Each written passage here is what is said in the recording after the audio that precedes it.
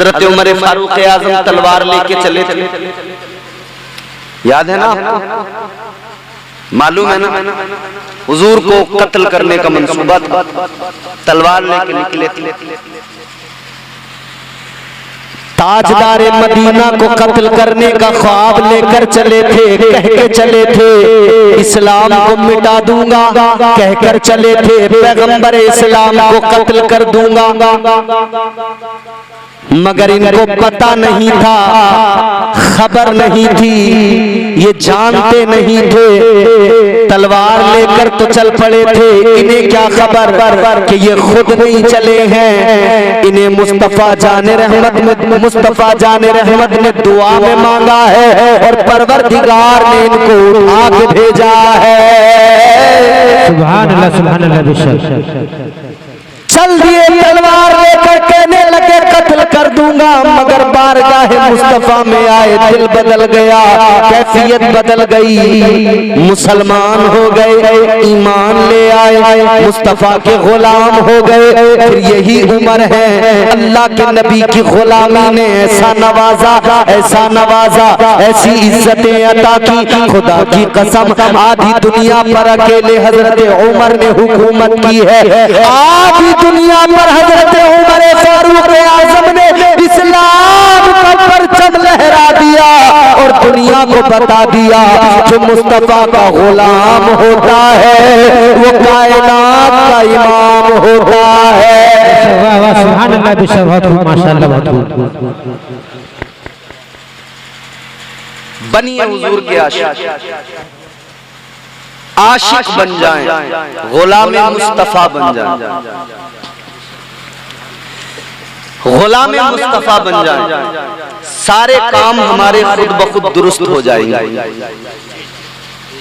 एक ही नुस्खा है, एक ही अमल, गुलाम रसूल बन जाएं, आशिक मुस्तफा बन जाएं। आज जो तकरीब है शादी, शादी का माना होता है खुशी। किस बात की खुशी? क्या लोगों को खाना खिलाने की खुशी? क्या ये लाइटें लगाने की खुशी, डेकोरेशन की खुशी? नहीं नहीं नहीं नहीं, सुन्नते मुस्तफा की खुशी। शादी में एक ही चीज है इम्पोर्टेंट, निकाह। उसके बाद में दूसरी चीज इम्पोर्टेंट, वलीमा। निकाह, वलीमा। उसके आगे पीछे जितना भी है सब गैर जरूरी। गैर जरूरी तो चलिए फिर भी एक जुमला बड़ा आसान सा हो गया, बल्कि हालात तो ये हैं मौजूदा दौर में उसके आगे पीछे जितना है जो कुछ है अक्सर नाजायज और हराम चीजें शामिल, रस्म और रिवाज के नाम पर, दस्तूर के नाम पर।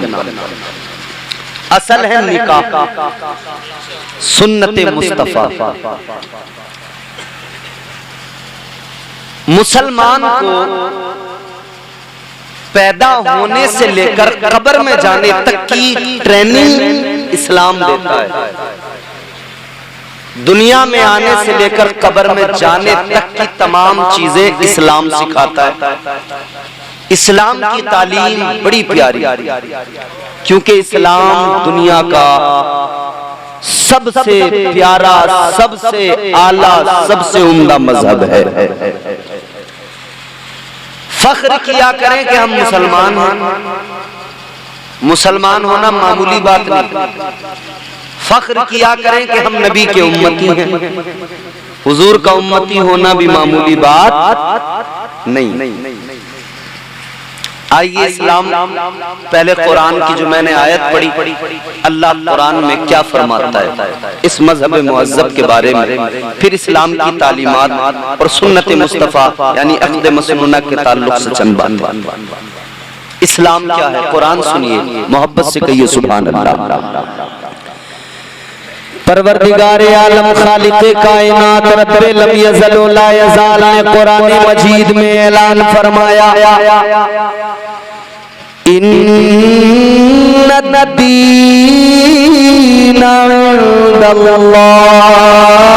इंदल्लाहिल इस्लाम।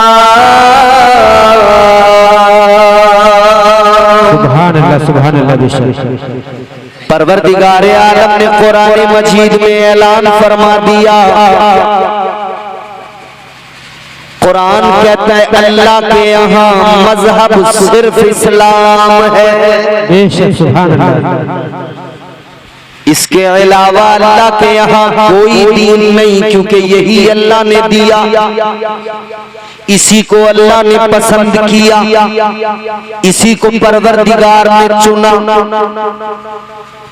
मुस्तफा जाने रहमत के गुलामों, ये मजहब मुहज्जब तोहफा है आपके मेरे लिए। ये मजहब निजाम जिंदगी अता करता है, करीने जिंदगी अता करता है, सलीक़े जिंदगी अता करता है। सुभान अल्लाह बेशक। ये मजहब दुनिया भी संवार देता है, उक़बा भी संवार देता है। इस मजहब के मानने वाले दुनिया में जहां भी मिलेंगे, खुदा की कसम वो अपने मुसलमान होने पर फख्र करते हैं। ये इस्लाम है।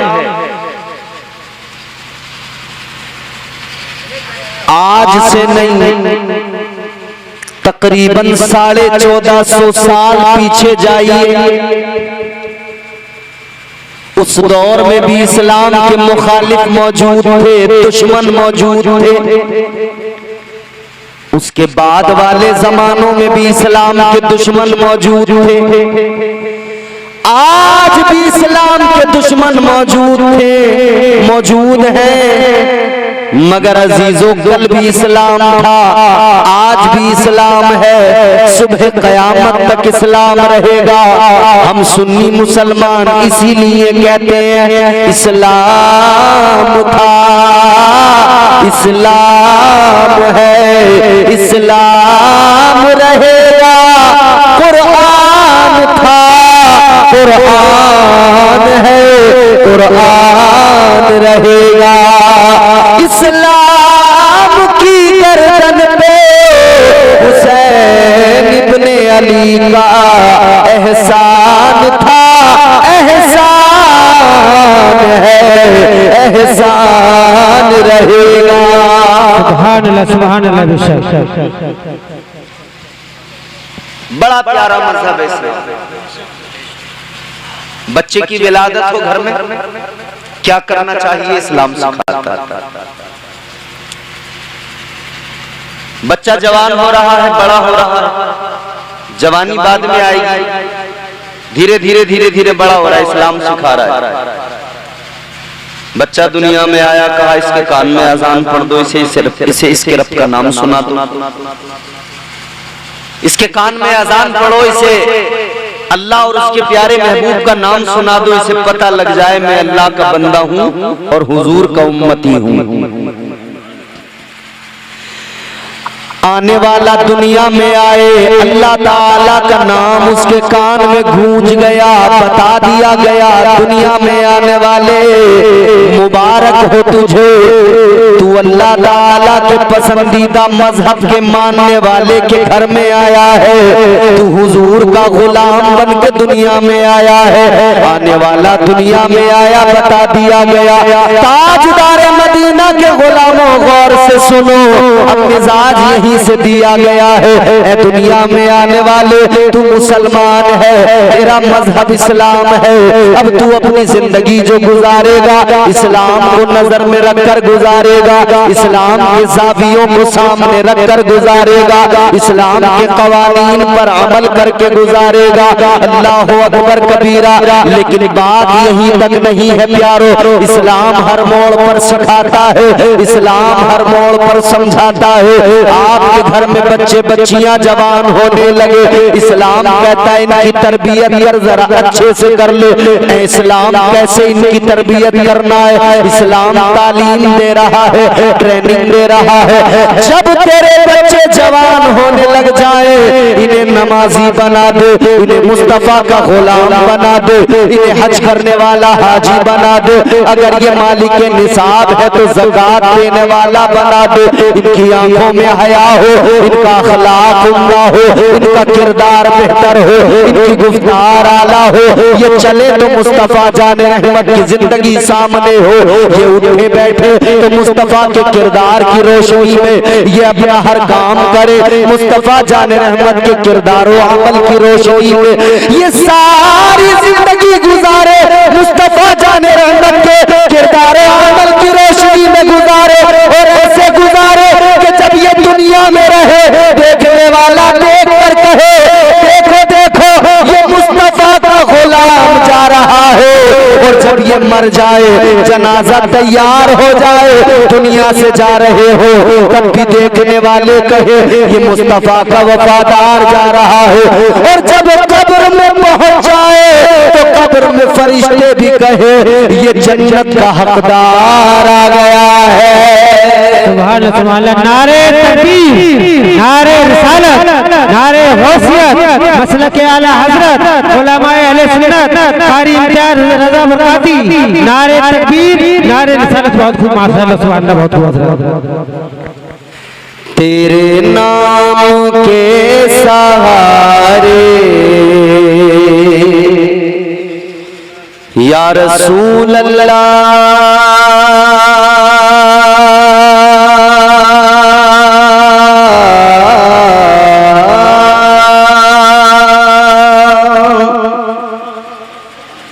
बहुत अच्छा माइक है आपका, थोड़ा सा डिले और दे दीजिए, डिले। बाकी सब कुछ रखें ऐसा ही अच्छा है। अल्लाह बरकतें अता फरमाए। तेरे नाम के सहारे, तेरे नाम के सहारे मेरा नाम चल रहा सुभान अल्लाह बेशुमार। यकीनन हम सबका नाम हुजूर के नाम के सहारे ही चल रहा है। तेरे नाम के सहारे आका, तेरे नाम के सहारे मेरा नाम चल रहा है। तेरे नाम के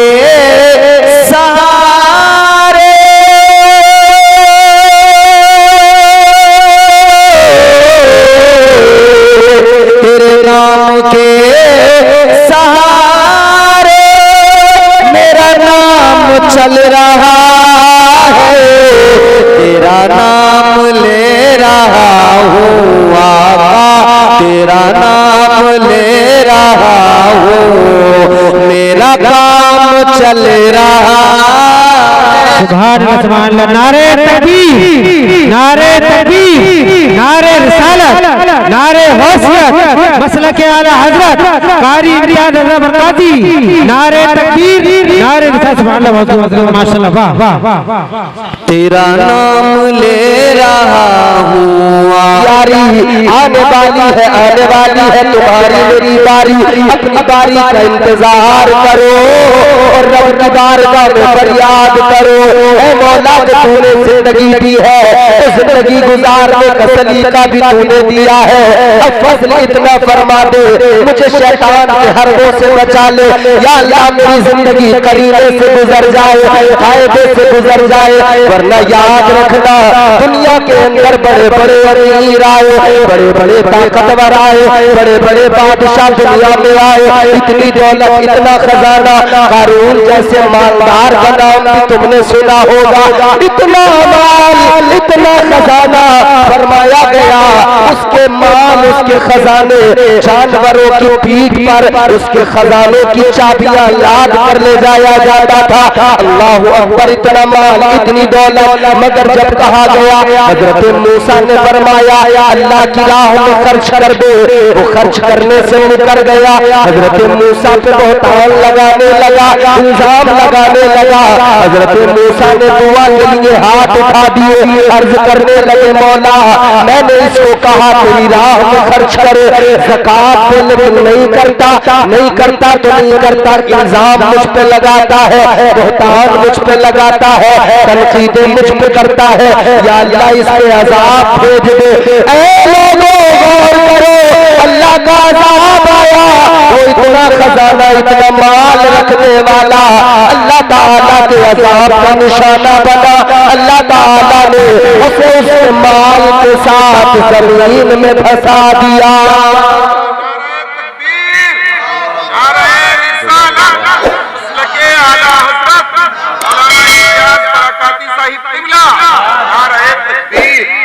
अल्लाह ने माशाअल्लाह, मौलाना मिंजार साहब आ गए, बड़ी उम्दा निजामत इन्होंने की, बड़े बड़े अच्छे शेर सुने। अल्लाह ताला जब उसका अज़ाब आता है ना फिर खैर नहीं। तुमने देखा नहीं उन कौमों का हाल, अल्लाह ने कारून को ऐसी जमीन में धंसा दिया माल के साथ। उलमा फरमाते हैं क़यामत तक वो यूं ही जमीन में धंसता रहेगा, धंसता रहेगा, धंसता रहेगा, जमीन के अंदर ही जाता रहेगा। अभी आपने देखा ना जलजला आया नेपाल में, इमारतें गिर गई, जमीन फटती है, जमीन हिलती है, ऐसे हिलती है जमीन, इतनी मजबूत, इतनी सख्त, इतनी ठोस है जमीन, मगर जब जलजला आता है ना ये पहाड़ ये बिखरने लगते हैं। ऊंची ऊंची इमारतें जमीन में अंदर धंस जाती हैं। ये जलजले इतने खतरनाक, तुर्की में आया था जलजला, तबाही ही तबाही थी हर तरफ, तबाही के वो मनाजिर दुनिया ने देखे नहीं। दिए से लोग कभी तूफा से ताकत छीन लेता है, वो जालिम बादशाहों से हुकूमत छीन लेता है। अल्लाह ताला सबसे बड़ा ताकत वाला, दिए से लोग कभी तूफा से ताकत छीन लेता है, वो जालिम बादशाहों से हुकूमत छीन लेता है। वो अपने नेक बंदों को कभी रुसवा नहीं करता, मगर भटके हुए लोगों से जन्नत छीन लेता है। भटके हुए की खैर नहीं है फिर, मगर नेक बंदों को अल्लाह कभी रुसवा नहीं करता। जिंदगी बड़ी जलजले तो अभी और भी देखने भाई, अल्लाह ने कुरान में वाज़ेह फरमा दिया। परवरदिगार ने फरमाया इज़ा ज़ुल्ज़िलतिल अर्ज़ु ज़िलज़ालहा, अल्लाह ने वो ज़लज़ला भी याद दिलाया जब कयामत कायम होगी तो ज़लज़ला आएगा, जमीन बिखरने लगेगी, जमीन हिलने लगेगी, पहाड़ बिखरने लगेंगे, सारी कायनात में ये बड़ी बड़ी इमारतें, बड़े बड़े पहाड़ सब रेजा रेजा होकर बिखर जाएंगे। फिर क्या होगा? जमीन अपने अंदर जो कुछ है सब निकालेगी। व अखरजतिल अर्दु अथक़ालहा,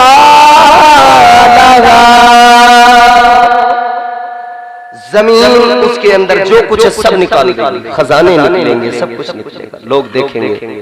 तफसीर पढ़िए, फरमाया कि जब जमीन के अंदर से खजाने निकलेंगे, माल निकलेगा, जमीन सब फेंकेगी, और जो कुछ उसके अंदर है वो मुर्दे भी बाहर निकल के आएंगे, सब तहस नहस होगा। कोई चोर था तो देख के कहेगा यही माल था जिसके लिए मैंने चोरी की। कोई कातिल था तो कहेगा यही माल था मैंने जिसके लिए कत्ल किया था। सब याद आएगा, कहेंगे इस माल की क्या हैसियत है, तो तैयारी करो। जाने वाला दुनिया से चला जाता है मगर हमें पैगाम दे के जाता है। वो औरत आई आके कहने लगी हुजूर दुआ कर दें, आप अल्लाह के पैगंबर हैं, नबी खुदा हैं, मेरे बच्चों की उम्र ज्यादा नहीं होती, कम उम्र में दुनिया से चले जाते हैं। इनका बेटा 15-16 साल का दुनिया से चला गया। कितनी कम उम्र थी ना, 15-16 साल की उम्र, बड़ी मुख्तसर सी उम्र, छोटी सी उम्र। मगर सुनो, वो औरत कहती है मेरे बच्चे कम उम्र में चले जाते हैं। हजरत नूह अलैहिस्सलाम ने फरमाया कितनी उम्र में जाते हैं? ताजदारे मदीना के आशिकों गौर करो, हजरत नूह अलैहिस्सलाम ने फरमाया ऐ खातून, ऐ ज़ईफ़ा, जरा बता तेरे बच्चे कितनी उम्र में मर जाते हैं, कितनी उम्र में चले जाते हैं? कहने लगी है पैगंबरे खुदा, कोई मेरा बच्चा 100 साल की उम्र में मर जाता है, कोई मेरा बच्चा 200 साल की उम्र में मर जाता है। कहती है इतनी कम उम्र होती है दुनिया से चले जाए। 100 साल 200 साल की उम्र कह रही है, इतनी कम उम्र में चले जाते हैं। हमारी कितनी हो रही है भैया? ले दे के 60-70, कोई 80 के ऊपर निकलता है। इतनी मुख्तसर हमारी उम्र। वो कहती है 100 साल 200 साल, कहती है बड़ी कम उम्र होती है दुनिया से चले जाए। हजरत नूह अलैहिस्सलाम ने फरमाया ऐ खातून, तू कहती है तेरे बच्चे 100 साल 200 साल में जाते हैं, कहती है बड़ी छोटी उम्र पाते हैं, बड़ी मुख्तसर सी उम्र। हजरत नूह अलैहिस्सलाम ने फरमाया मैं तुझे एक उम्मत के बारे में बताऊं, आने वाले जमाने में लोग ऐसे भी होंगे, आखिरी उम्मत ऐसी होगी कि उनकी उम्र बड़ी मुख्तसर होगी। कहने लगी कितनी मुख्तसर? आपने फरमाया उनकी उम्र 50, 60, 70 साल, मुश्किल से कोई 100 साल की उम्र पाएगा। वो जमाना भी आएगा, इतनी कम उम्र में लोग दुनिया से चले जाएंगे, इतनी कम उम्र में लोगों के इंतकाल हो जाएंगे। इतना सुना तो वो खातून कहने लगी ऐ पैगंबरे खुदा, वो जो लोग होंगे जिन्हें 50-60 साल की जिंदगी मिलेगी, जिन्हें मुश्किल से 100 साल की जिंदगी मिलेगी, इतनी कम उम्र पाएंगे। कहने लगी मुझे लगता है इतनी कम उम्र में वो कुछ भी नहीं कर पाएंगे, न घर बना पाएंगे, न जमीनें खरीद पाएंगे, न इमारतें बना पाएंगे, न दुनिया में कुछ कर पाएंगे। जैसे हजरत नूह अलैहिस्सलाम ने सुना, आपने फरमाया वो खातून सुन ले, वो जो कम उम्र पाएंगे, कम उम्र जरूर होगी, मगर घर ऐसे बनाएंगे उनसे पहले किसी ने बनाए नहीं होंगे, जमीनें इतनी खरीदेंगे उनसे पहले किसी ने खरीदी न होगी, दुनियादार इतने बड़े होंगे दुनियादारी में घिर जाएंगे। अल्लाहु अकबर कबीरा। कहने लगी अल्लाह के पैगंबर, इतनी छोटी सी जिंदगी होगी, उस जिंदगी को वो घर बनाने में लगाएंगे, जमीनें खरीदने में लगाएंगे, वो लोग अपनी छोटी सी जिंदगी को दुनियादारी में लगा देंगे। तो कहने लगी जरा ये बताओ वो अपने रब को राजी कब करोगे, अपने परवरदिगार को कब राजी करोगे, अपने खुदा से मोहब्बत को कब मजबूत करोगे, रब से ताल्लुक को मजबूत कब करोगे? अल्लाहु अकबर कबीरा। वो खातून कहने लगी ऐ पैगंबरे खुदा, अगर मुझे पता लग जाए मेरी उम्र 50, 60 या 100 साल की होने वाली है, कहने लगी अगर मुझे पता लग जाए मेरी उम्र इतनी कम होने वाली है, कहती है मैं दुनियादारी छोड़ दूं, कोई दूसरा काम ही ना करूं, फकत अपने रब को राजी करने में लग जाऊं। इतनी छोटी उम्रें होंगी, उसमें भी जमीनें, मकान, घर, बिल्डिंग, इमारत। और यही तो बात है, वो महल जो आज हम बना रहे हैं हमसे पहले किसी ने नहीं बनाए, वो इमारतें जो आज हम तैयार कर रहे हैं हमसे पहले किसी ने तैयार नहीं की थी। टेक्नोलॉजी, तरक्की, हम तरक्की की बात करते हैं, टेक्नोलॉजी की बात करते हैं, हम दुनिया और साइंस और इन सब चीजों पे इस दर्जा एतबार करते हैं कि हमने कुरान को फकत अपनी ताकों में सजा के रख दिया। हमारी कौम ने सोच लिया कोई मरेगा तब कुरान पढ़ेंगे, किसी का दम निकलता होगा तब सूरह यासीन की तिलावत करेंगे, कोई बीमार होगा तब उस पे कुरान पढ़ के दम करेंगे। हमने समझ लिया कहीं कुरान खानी होगी घर में बरकत के लिए, तब हम कुरान पढ़ेंगे। जब हमारे यहाँ कोई 40वां आएगा तब हम कुरान पढ़ेंगे। जब हमारे यहाँ कोई 20वां 10वां होगा तब हम कुरान की तिलावत करेंगे। लेकिन मेरे अजीजों, कुरान इसलिए नहीं था कि फकत 40वें में पढ़ा जाए। कुरान इसलिए नहीं था कि फकत इसे किसी के मरने पे पढ़ा जाए। कुरान इसलिए नहीं था कि फकत कुरान मजीद को किसी बीमार पर दम करने के लिए पढ़ा जाए। ना ना मेरे अजीजों, कुरान इसलिए नहीं था। कुरान तो इसलिए था, ऐ मुसलमान कुरान मिला है, दस्तूर हयात है, तेरी कामयाबी का राज इसी में है। तो कुरान पढ़ेगा तो कामयाब हो जाएगा। कुरान पढ़कर समझ ले, तुझे सैकड़ों हजारों करोड़ों मोती कुरान अता करेगा। कुरान तुझे तरक्की भी देगा, कुरान तुझे दुनिया में भी कामयाब करेगा। तो टेक्नोलॉजी की बात करता है, कुरान तेरे लिए राहें हमवार कर देगा। बदकिस्मती है तुम्हारी मेरी, इस कौम की बदनसीबी है, हमने कुरान ताकों में रख दिया और यहूदियों ने कुरान को उठा लिया। उन्होंने फायदे के लिए कुरान पढ़ा, उन्हें फायदा जरूर पहुंचा है। ईसाइयों ने कुरान उठाया, अपना फायदा कुरान में ढूंढने लगे, कुरान ने उन्हें फायदा पहुंचा दिया है। लोगों गौर करो, अगर काफिर, अगर गैर मुस्लिम, अगर यहूदो नसारा कुरान को अपने फायदे के लिए पढ़ने लगे, जब उन्हें फायदा कुरान पहुंचा दे, तुम और हम तो कुरान पर ईमान रखते हैं, हम और आप तो कुरान के मानने वाले हैं। खुदा की कसम, अगर हम कुरान की तिलावत करें, कुरान को पढ़े, कुरान को समझे, अल्लाह की कसम हम दुनिया में सबसे ज्यादा तरक्की वाली कौम बन जाएंगे। सबसे ज्यादा तरक्की याफ्ता हम होंगे, हमसे बढ़कर दुनिया में कोई तरक्की करने वाला नहीं होगा। और कल हमारी तारीख ने बताया, जब लोग बकरियां चराते थे, जब लोग इन्हीं कामों में रहते थे, किसी को शऊर नहीं था, सलीका नहीं था, तब कुरान पढ़ने वालों ने दुनिया को सलीका भी दिया, शऊर भी दिया और दुनिया को तरक्की से हमकिनार किया। दुनिया को साइंस भी सिखाया, दुनिया को साइंटिस्ट बन के भी दिखाया।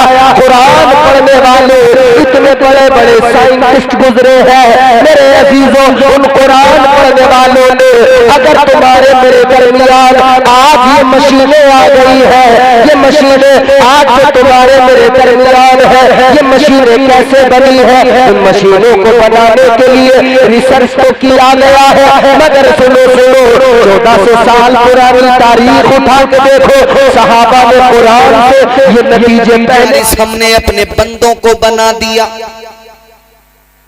या अल्लाह कौन से बंदों को बना दिया? फिरदौस का वारिस, जन्नत का वारिस। अल्लाह ताला ने फरमाया हमने अपने बंदों को बना दिया। या अल्लाह कौन से बंदे हैं जिन्हें तूने जन्नत का वारिस बना दिया? अल्लाह का कलाम है, मन का न तकिया, फरमाया उन्हें जो मुत्तकी है, जो परहेजगार है, जो तकवा शियार है, परहेजगारों को फरमाया हमने उन्हें जन्नत का वारिस बना दिया। और अगले मकाम पे तो अल्लाह ने बाज़ाब्ता फरमाया, कानत लहुम जन्नातुल फिरदौसी नुजुला। अल्लाह ने फरमाया जन्नतुल फिरदौस का वारिस बनाया। टेहरी ख्वाजा के जिंदा दिल सुन्नी गयूर मुसलमानों, जहन करीब करना, बात सुनना। अल्लाह ताला ने फरमाया जन्नतुल फिरदौस का वारिस बनाया। पहले ये समझो जन्नतुल फिरदौस क्या?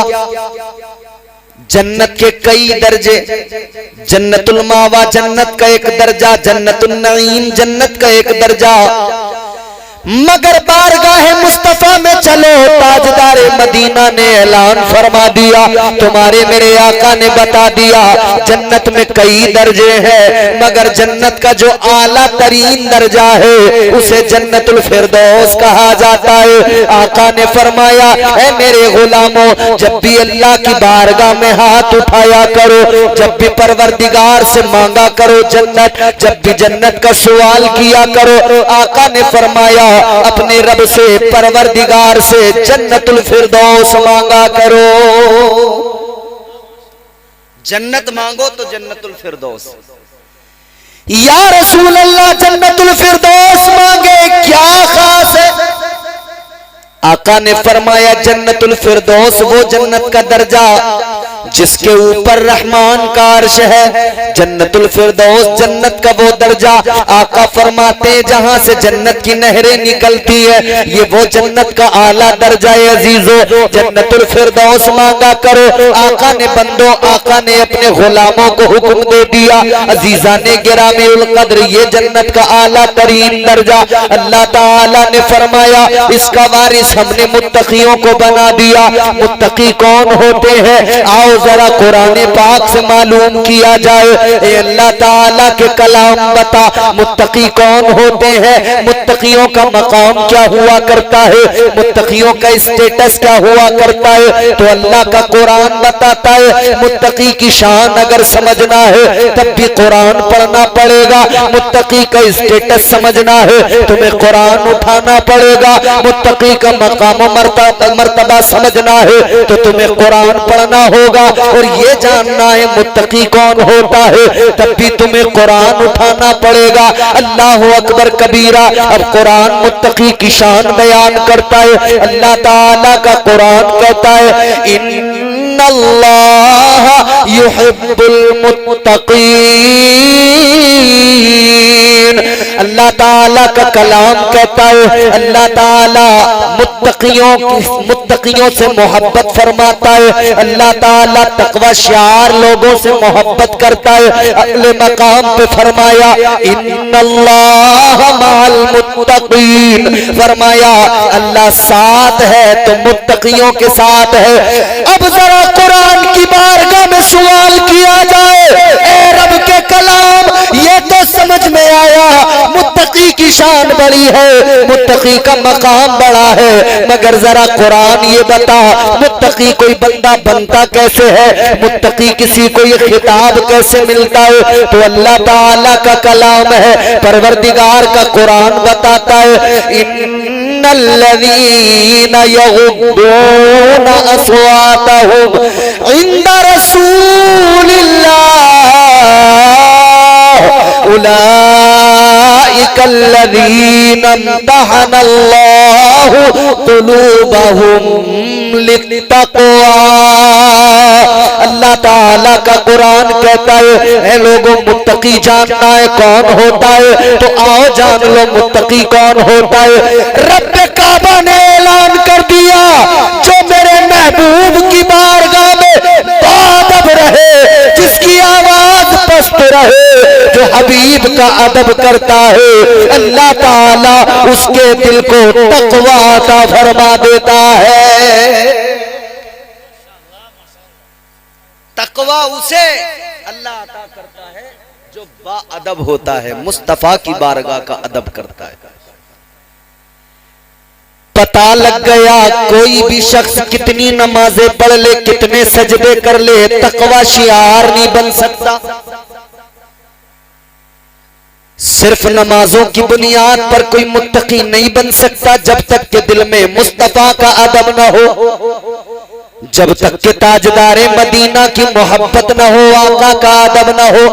दिल में अदब अगर मुस्तफा का होगा तो वो मुत्तकी कहलाएगा।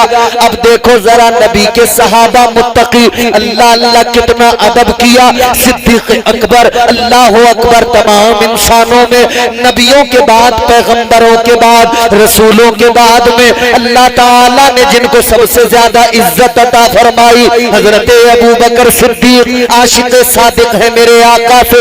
ऐसी मोहब्बत, ऐसा प्यार, अल्लाह अकबर कबीरा, रहती दुनिया तक मिसालें दी जाएंगी।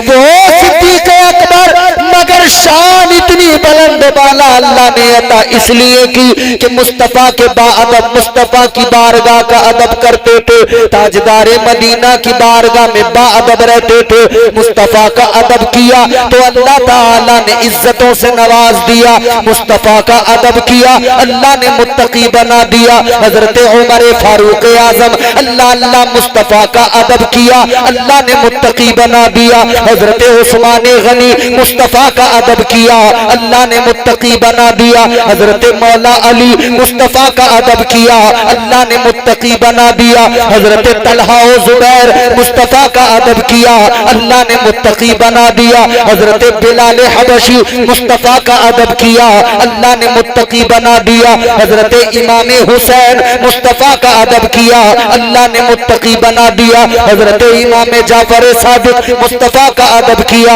अल्लाह ने मुत्तकी बना दिया।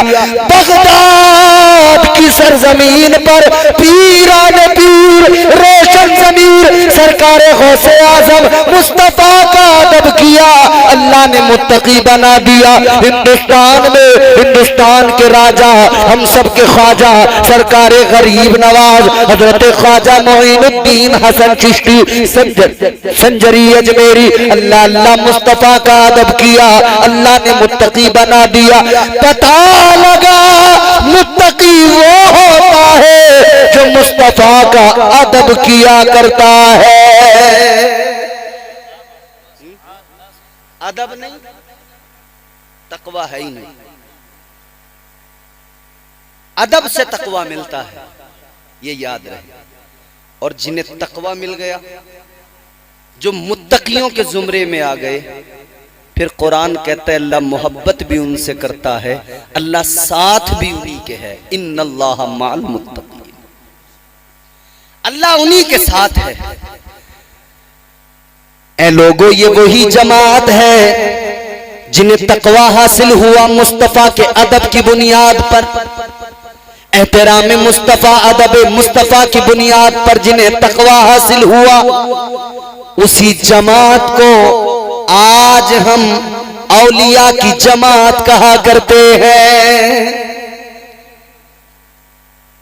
क्योंकि नबी ये आखिरुज़्ज़मा सल्लल्लाहु ताला अलैहि वसल्लम हमारे आका आखिरी नबी आखिरी रसूल, नबूवत का दरवाजा बंद। हुजूर के बाद हुजूर के सहाबा वो सहाबी उसे कहते हैं जिसने ईमान की हालत में हुजूर का दीदार किया, ईमान की ही हालत में दुनिया से रुखसत हुआ, वो सहाबी। उनके बाद में सहाबा के बाद में ताबईन, फिर तबे ताबईन। लेकिन फिर अब नबूवत का दरवाजा बंद, सहाबियत भी खत्म, क्योंकि नबी दुनिया से जाहिरी तौर पर रुखसत हुए, सहाबियत का भी दरवाजा बंद हुआ। मगर हाँ, एक दरवाजा खुला है, वो विलायत का दरवाजा है।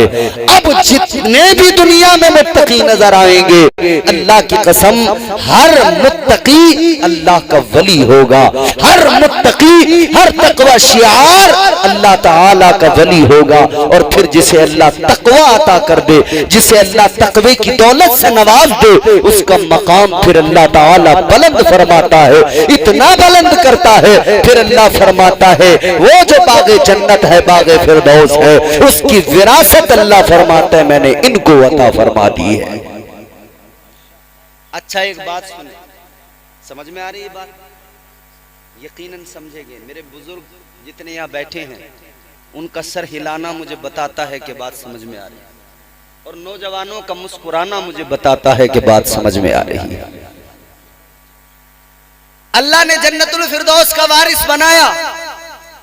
अब जरा से एक सिस्टम और समझते हैं, बाप अपनी जमीन का वारिस किसे बनाता है? बोलो टेहरी वालों, जोर से बोलो। ऐसे शर्मा रहे हो जैसे आप अपने पड़ोसी के बेटे को बना रहे हो अपनी जमीन का मालिक, वारिस। हर कोई अपनी मीरास का वारिस अपने बेटे को बनाता है। दुकान का वारिस बेटा, मकान के वारिस औलाद, जमीन की वारिस औलाद। औलाद वारिस होती है ना, और वारिस मालिक होता है। वारिस मालिक है, मालिक चाहे तो मुफ्ती साहब रखे, चाहे बेच दे, चाहे फ्री में किसी को दे दे। वारिस है, मालिक है, अपनी विरासत को चाहे तो रखे, चाहे तो बेचे, चाहे तो फ्री में दे। उसे इख्तियार है कि नहीं? बोलो, इख्तियार है कि नहीं? वारिस को इख्तियार है। ताजदारे मदीना वाली कायनात मुस्तफा जाने रहमत के प्यारे दीवानों, गौर करो, वारिस को हक होता है, मगर अल्लाह की जात कुरान कहता है लम यलिद वलम यूलद, न वो किसी की औलाद न उसकी कोई औलाद। दुनिया का सिस्टम ये औलाद वारिस बन जाए, मगर अल्लाह किसी की औलाद नहीं, उसकी कोई औलाद नहीं, तो वारिस कौन? अल्लाह ने फरमाया औलाद नहीं है, ये मेरी शान है, औलाद नहीं है। अल्लाह फरमाता है मगर मेरा प्यार देखो औलिया से, अल्लाह के वलियों से। अल्लाह फरमाता है इनसे मेरा प्यार देखो, मैंने अपनी मीरास का वारिस इन्हें बनाया है, जन्नत का वारिस इन्हें बना दिया है, बाग़ फिरदौस का वारिस औलिया को बना दिया, अल्लाह ने वलियों को वारिस बना दिया। अब आप कहेंगे बात जन्नत की हो गई, मगर मैं कहूंगा अजीजों सुनो, जन्नत की बात हो गई और यकीनन उससे बड़ी क्या मीरास, क्या खजाना, क्या दौलत हो सकती है ना। किसका महल ऐसा? यहां आप बड़ी बड़ी बिल्डिंगें बना ले, महल बनाने ईंटों से बनाएंगे, यही मिट्टी की बनी ईंटें, यही सीमेंट, यही बजर फुट, यही सरिया। आप इमारत बनाए मिट्टी की, ईंटों से इमारत बनती है, मगर जन्नत के अंदर जो महल है वो सोने और चांदी की ईंटों से बने हुए हैं। वो है ना मिल्की। अल्लाह ने जन्नत की विरासत अता फरमाई, लेकिन अल्लाह ने अगले मकाम पे फरमाया वलक़द कतबना फ़िज़्ज़बूरि मिन बादिज़्ज़िक्रि अन्नल अर्ज़ यरिसुहा इबादियस्सालिहून। अल्लाह ताला ने यहाँ पे फरमाया, अल्लाह ने ऐलान कर दिया, ज़बूर के अंदर भी ये बात लिख दी गई कि अल्लाह ताला की सारी कायनात यानी सारी जमीन की विरासत अल्लाह ताला ने अपने वलियों को, अपने परहेजगार सालिहीन बंदों को अता फरमाई है। सारी जमीन की विरासत भी अल्लाह ने वलियों को अता की, जन्नत की विरासत भी अल्लाह ने वलियों को अता फरमाई। तो पता लगा इस दुनिया की पूरी जमीन के मालिक, जमीन के वारिस भी अल्लाह के वली और जन्नत के वारिस भी अल्लाह के वली। अब वारिस है तो मालिक है, चाहे तो रखे, चाहे तो बेच दे, चाहे तो फ्री में दे दे। तारीख उठा के देखो, खुदा की कसम हमने देखा है कलंदरों को, तारीख के सफहात में हमने उन कलंदरों का भी जिक्र पढ़ा है कि जब फकीर अपनी मस्ती पे आया है, जब कलंदर अपनी मस्ती पे आया है, कलंदर ने रेत का घरौंदा दजला के किनारे पे बनाया है। एक बादशाह, एक खलीफा की बीवी ने, मलका ने आकर कहा क्या है? अल्लाह वाले ने फरमाया जन्नत का महल है। कहा बेचते हो? अल्लाह वाले ने फरमाया बेचता हूं। खुदा की कसम तारीख गवाह है, जब कलंदर अपनी मस्ती में आया है तो जो मालिक था, जो वारिस था, उसने दजला के किनारे बैठकर जन्नत के महल का सौदा कर दिया है। भाई विरासत अपनी है, हक है बेचने का। अब एक बात, ये किसकी शान है? अल्लाह वालों की। ये लीचड़ों की शान नहीं है, ये गंजेड़ियों की, नशेड़ियों की, सुलपा और चिलम के धुएं उड़ाने वालों का मामला नहीं है मियां, समझ रहे हो? ये लटें लंबी लंबी करके जो आ रहे हैं ना, अपने आप को अल्लाह वाला बताते हुए कोई सुल्फा पीते हुए आ रहा है, कोई गांजा, कोई चरस फूंकता हुआ आ रहा है। हर ऐरा गैरा नत्थू खैरा अगर अपने आप को कहे मैं वली, कहना दफा हो जा। वह वली किस ऊंचे मकाम पर वली का अल्लाह ने क्या उनका मर्तबा बुलंद किया है, उनकी शान क्या है, तू अपने आप को देख, अपने आप को देख। अब विलायत को जरा समझने की कोशिश करना। अब मेरी गुफ्तगू शुरू होती है। अब तक तो मैंने आपको सिर्फ कुरान की आयत का मफहूम समझाया। अब सुने, जरा गौर से सुने। अब कोई भी अपने आप को अगर वली बताने लगे तो किसी को भी वली न मान लेना, बल्कि वली वही होगा जो कुरान के मुताबिक जिंदगी गुजारेगा। वली वही होगा जो कुरान के मुताबिक अपनी जिंदगी गुजारेगा, अमल करेगा। याद रखना अज़ीज़ाने गिरामीउल कद्र, अल्लाह ताला का निजाम है। आप बताओ, आपसे मालूम करता हूँ, आपने एक बहुत बड़ा कारोबार किया हो, 10-20 लाख रुपए लगाए हो, इतना बड़ा कारोबार हो, आप उस कारोबार को किसको देंगे? आपके पास अगर 4 बेटे हैं, उनमें 4 में आप वो कारोबार किसको सौंपेंगे? उसी को सौंपेंगे जो सबसे ज्यादा ज़हीन होगा, जो सबसे ज्यादा ईमानदार होगा, जो कारोबार को बढ़ाने वाला होगा, जो कारोबार को चलाने वाला होगा।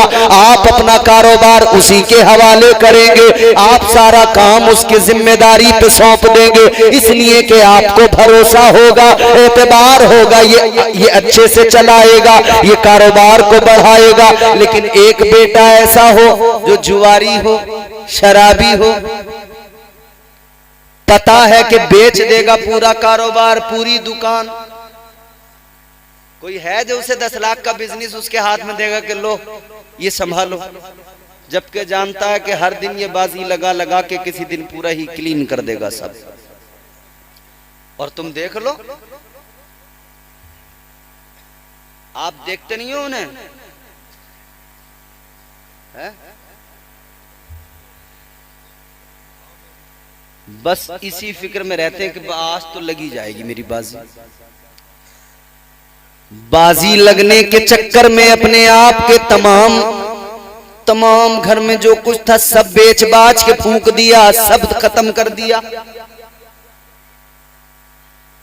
एक बाजी लगाने के चक्कर में सब कुछ खत्म कर दिया। और मैंने मुफ्ती कमरुल हसन साहब एक दिन अखबार में पढ़ा, हजरत अखबार में मैंने पढ़ा, एक आदमी ने दिवाली के मौके पर बाजी लगा दी जरा बड़ी, पैसे जितने थे सब हार गया। अब इसने कहा कुछ नहीं बचा, क्या लगाऊं? इसने अपनी बीवी को लगा दिया। हम पहले सुनते थे बचपन में ऐसी बातें कि कोई अपनी बीवी को हार गया था जुए में। मैंने अखबार में पढ़ा, न्यूज की कटिंग देखी मैंने, एक आदमी ने इस दौर के अंदर भी अपनी बीवी को बाजी में लगा दिया, जुए में। जब खबर फैली ना तो फिर उस पर मुकदमा हुआ, पुलिस ने सख्ती की। ये ऐसी खराब चीज है, याद रखना, ये जुआ इंसान को बर्बाद कर दिया करता है, ये शराब इंसान को बर्बाद कर दिया करती है। और जुआरी अपने फिराक में रहता है, नशेड़ी अपनी फिराक में रहता है। इसे दुनिया से मतलब नहीं है, इससे सिर्फ इतनी देर या तो ये अपने जुए में और शराब में और नशे में लगा रहेगा, या उससे बाहर आएगा तो फिर इस चक्कर में रहेगा कि कहीं से जुगाड़ हो जाए, पैसे इतने मिल जाएं कि एक बाजी और खेल लूं। नशेड़ी इस जुगाड़ में रहता, किसी का भगोना चुरा लूं, किसी का बर्तन चुरा लूं, किसी का कुछ चुरा लूं, बस किसी सूरत से मेरे नशे का काम हो जाए। शराबियों को आजकल देख नहीं रहे हो, गांवों के अंदर कुछ नहीं मिलता तो घर से सिलेंडर ही उठा के ले जाते। इसमें कि ये चरस, ये कुछ नहीं मिलता तो घरों से जो है पतीलियां, बगोने, चम्मच, बर्तन, प्लेटें, प्याले यही चुरा के ले जाते हैं। बहुने तो इतना चाहिए कि नशे का इंतजाम हो जाए, जुगाड़ हो जाए, कर तो कुछ सकते नहीं है। क्या जमाना आ गया, संजीदगी खतरे में है, खुद नुमाई का चलन है, सादगी खतरे में है, सर छुपाती फिर रही है आबरू इस दौर में, या इलाही कर मदद पाकीज़गी खतरे में है। जब से कम ज़र्फ़ों की आमद मैं कदे में गई, रो रहे हैं जामो मीना मैं कशी खतरे में है। हालात ये हो गए अजीजों। और मुसलमान इसमें आजकल बहुत तेजी से इसमें फंसे जा रहे हैं। नाम मालूम करो तो कोई बताएगा मेरा नाम मोहम्मद नजाकत है, कोई बताएगा मेरा नाम शराफत है, कोई बताएगा इनायत है, कोई बताएगा मोहम्मद अली, कोई बताएगा अब्दुल रहमान, कोई बताएगा अब्दुल्ला। मगर काम देखो, जुआ, सट्टा। कई गांव ऐसे हैं, हैरान हो जाओगे सुन के, मर्द तो मर्द, औरतें सट्टा लगा रही हैं, औरतें सट्टा लगा रही हैं। और ऐसे सुनो, आदमियों को तो ना लगाया, मगर एक गांव में ना इमाम साहब बेचारे हालात देख रहे थे कि बड़े सटोरे हैं सब, मुंडा 3 मुंडा 5 क्या होता है वो उसी में लगे रहते हैं सब। इमाम साहब को फिक्र हुई, बोले यार कोई ऐसा इंतजाम करो कि लोग कुछ संभल जाएं, सुधर जाएं, बेहतर हो जाएं। तो बोले एक काम करो, एक जलसा ही करा दो गांव में, बड़े मौलाना साहब को बुला लो, आएंगे कुछ समझाएंगे लोगों को, तो लोग सट्टा छोड़ देंगे। मौलाना साहब आए, उन्होंने तकरीर की, कहने लगे साहब मुझे बड़ी शर्मिंदगी, बड़ा मुझे एहसास हुआ, दुख हुआ। बोले मुझे जब पता लगा इस गांव के बारे में, जो बड़े मौलाना तकरीर करने आए थे, इधर सुनो बात, वो तकरीर करने जो मौलाना साहब आए थे, क्या हुआ भाई साहब, बैठ जाओ आराम से। तो सुनो, अब वो बेचारे तकरीर कर रहे, कहने लगे कि भाई मुझे बड़ा अफसोस हुआ सुन के कि इस गांव के 99% लोग सट्टा खेलते हैं। जितने सटोरी थे एक दूसरे को देखा, बोले मौलवी ने दे दिया 99 आज नंबर। याद रखना, ये जुआ, ये शराब मोमिन के काम नहीं। कुरान में अल्लाह ने फरमा दिया, परवरदिगारे आलम ने ऐलान कर दिया, इन्नमल खम्रु वल मैसिरु वल अंसाब वल अज़लाम वल अज़लाम रिज्सुम मिन अमलिश शैतान। अल्लाह ने फरमाया ये काम मोमिन के हैं ही नहीं, ये तो शैतान के काम है। मिन अमलिश शैतान, शैतान के काम जब इंसान करने लग जाए तो फिर शैतान को तो बड़ी राहत। शैतान के काम जब इंसान करने लगे तो फिर शैतान तो बड़ा खुश होगा। याद रहे मेरे मुसलमानों, मेरी कौम के जवानों, हम लोग दुनिया के अंदर शैतान को खुश करने नहीं आए, हम तो रहमान को खुश करने आए हैं। हम तो परवरदिगार को राजी करने आए हैं। तो 4 बेटों में जो ईमानदार होगा, जो हिसाब किताब अच्छे से संभालता होगा, जो कारोबार संभाल सकता हो, उसको दिया जाता है। नालायक को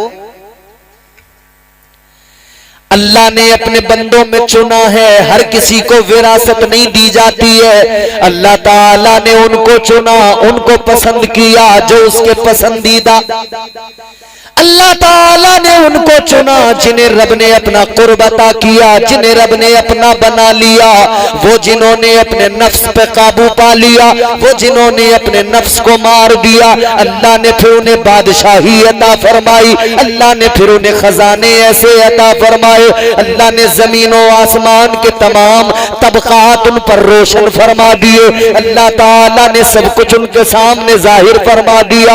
इसीलिए मेरे गौसे आजम ने बगदाद की सरजमीन से ऐलान फरमाया, सरकार गौसे पाक ने फरमाया, मैं सारी रूए जमीन को इस तरह से देखता हूँ जैसे हाथ की हथेली पे राई का दाना। अल्लाह अल्लाह, इस तरह से गौसे आजम दुनिया को देखते हैं, कायनात को देखते हैं। ये गौसे आजम के लिए दुनिया की हैसियत है। क्यों? इसलिए कि इस सारी जमीन का मालिक अल्लाह ने बना दिया है, इस सारी जमीन का वारिस अल्लाह ने बना दिया। आप कहेंगे कहेंगे जनाबे वाला और कोई मिसाल दीजिए। आइए मैं आपको लेकर चलता हूँ एक अल्लाह के मुकद्दस वली की बारगाह में, एक ऐसे वली की बारगाह में अल्लाह अल्लाह जिनका नाम आपने खूब सुना होगा, जिनका नामे नामी इसमें गिरामी हजरत बाबा फरीदुद्दीन गंजे शकर है। सुना है नाम आपने हजरत बाबा फरीदुद्दीन का? हजरत बाबा फरीदुद्दीन गंजे शकर वो कि जो उन्हें देख लेता उनका दीवाना हो जाता था। काफिर भी अगर देखता था तो कलमा पढ़ लिया करता था, ईमान कबूल कर लिया करता था। ये अल्लाह ने मकाम अता किया था। मगर सुनो अजीजो, हजरत बाबा फरीदुद्दीन गंजे शकर रहमतुल्लाह अलैह, आपका एक मुरीद आपकी बारगाह में आया, एक थोड़ा सा जमीन का टुकड़ा उसने आपको गिफ्ट किया, हदिया दिया। का हुजूर ये मेरी थोड़ी सी जमीन है, एक जमीन का थोड़ा सा टुकड़ा, का हुजूर इसे कबूल फरमा लीजिए, ये आपकी खिदमत में मैं पेश कर रहा हूं। आप चाहें तो इसे अपनी मिल्कियत में रखें, चाहें तो खानका के कामकाज में इसका इस्तेमाल करें। जमीन भाई, दुनिया जमीन के लिए मर रही है इस दौर में। बोलो, जैसी भी हो मिल जाए, झोल झाल कर रहे हैं लोग इसी चक्कर में, कब्जे कर रहे हैं लोग इसी चक्कर में। जमीन हमारी ज्यादा हो जाए। हर आदमी जो इधर तमन्ना करता है कि 100 बीघा हो जाए, 200 बीघा हो जाए, 500 बीघा हो जाए, वो जान ले इधर तू 1000 बीघा कर ले, मगर याद रखना इस 1000 बीघा जमीन के बावजूद भी तेरे हिस्से में 2 गज जमीन आएगी, इससे ज्यादा नहीं आएगी। 2 गज जमीन तेरे हिस्से में आएगी, उसी में तुझे दफना दिया जाएगा। और वो भी तेरे अमाल का मामला रहा, वो कब्र फिर तुझे दबाएगी। वो 2 गज जमीन जब तू कब्र में जाएगा तो वो भी तुझे दबाएगी। हुजूर का फरमान सुनना दिल पे असर करे तो आज इसको दिल में बसा के लेके जाना, महफूज करके लेके जाना। ताजदारे मदीना ने ऐलान फरमाया, कब्र दबाती है किसे? किसे? सुनो, बड़े गौर से सुनो। नेक, परहेजगार, तकवाशियार। सुनो भाई साहब, आदमी नेक हो, परहेजगार हो, तकवाशियार हो या फिर गुनहगार हो, दोनों को दबाती है कब्र। उलमा बैठे हैं, कब्र नहीं छोड़ती किसी को भी, गुनहगार को भी दबाती है, नेक को भी दबाती है। नेक परहेजगार को भी कब्र दबाती है, गुनहगार को भी कब्र दबाती है। मगर सुनो कैसे? आका ने फरमाया, जब गुनहगार कब्र में जाता है, जुआरी, शराबी, पापी, बेनमाजी, गुनहगार, जिनाकार, बदकार, जब ये कब्र में जाता है, आका ने फरमाया कब्र इसको दबाती है। कैसे? हुजूर ने यूं उंगलियों से इशारा फरमाया, इधर की पसलियां इधर वालियों में, इधर की पसलियां इधर वालियों में यूं अंदर घुस जाती हैं, हड्डियां टूटने लगती हैं, इनके टूटने की आवाज निकलती है, मगर इंसानों को ये आवाज सुनाई नहीं जाती।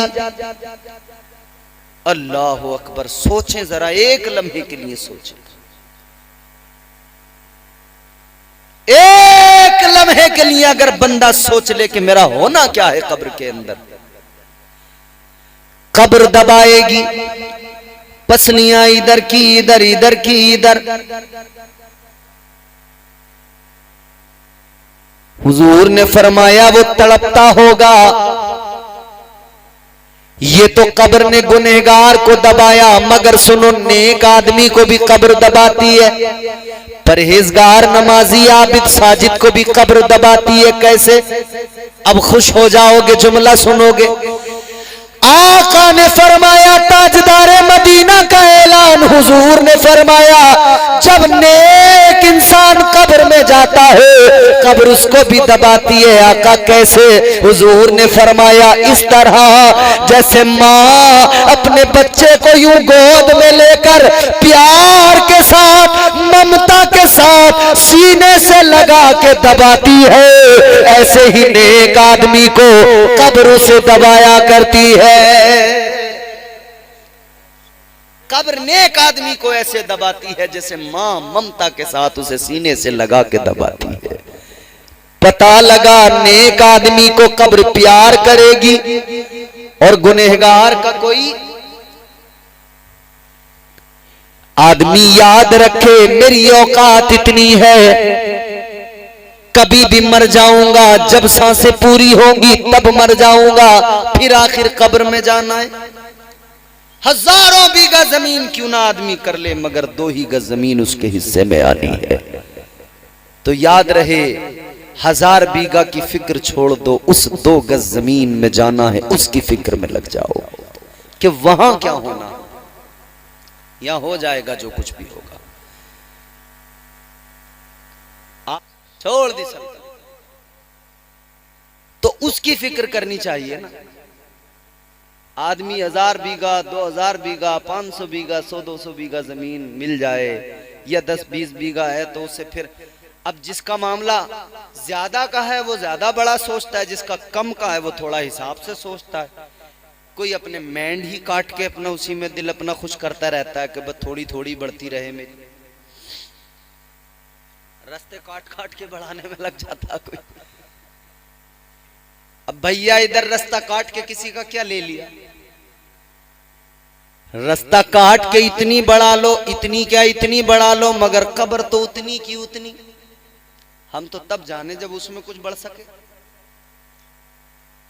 हम तो तब जाने कि कब्र में कुशादगी हो जाए तो वो मेढ़े काटने से, रास्ते काटने से नहीं होगी।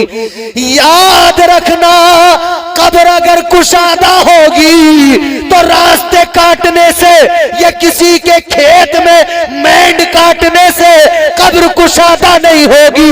कब्र की कुशादगी इस बात पर है कि तू अल्लाह ताला के अहकामात पर अमल कर ले, तू नबी की शरीयत पे अमल कर ले, तू मुस्तफा का वफादार बन जा। खुदा की कसम, अल्लाह ताला तेरी कब्र को कुशादा फरमा देगा। तो खुदा के लिए कब्रों के बारे में हमें सोचना चाहिए, कब्रों की कुशादगी के बारे में। जमीन का टुकड़ा, एक मुरीद ने कहा हुजूर ये जमीन का टुकड़ा है, 1 बजने वाला है, अब आप भी बेचैन हो रहे हैं। सुने, हजरत बाबा फरीदुद्दीन की बारगाह में एक मुरीद कहता है, जी हुजूर ये थोड़ा सा जमीन का टुकड़ा है, इसको आप रख लीजिए। अल्लाह वाले ने कहा ठीक है, तोहफा कबूल हो गया।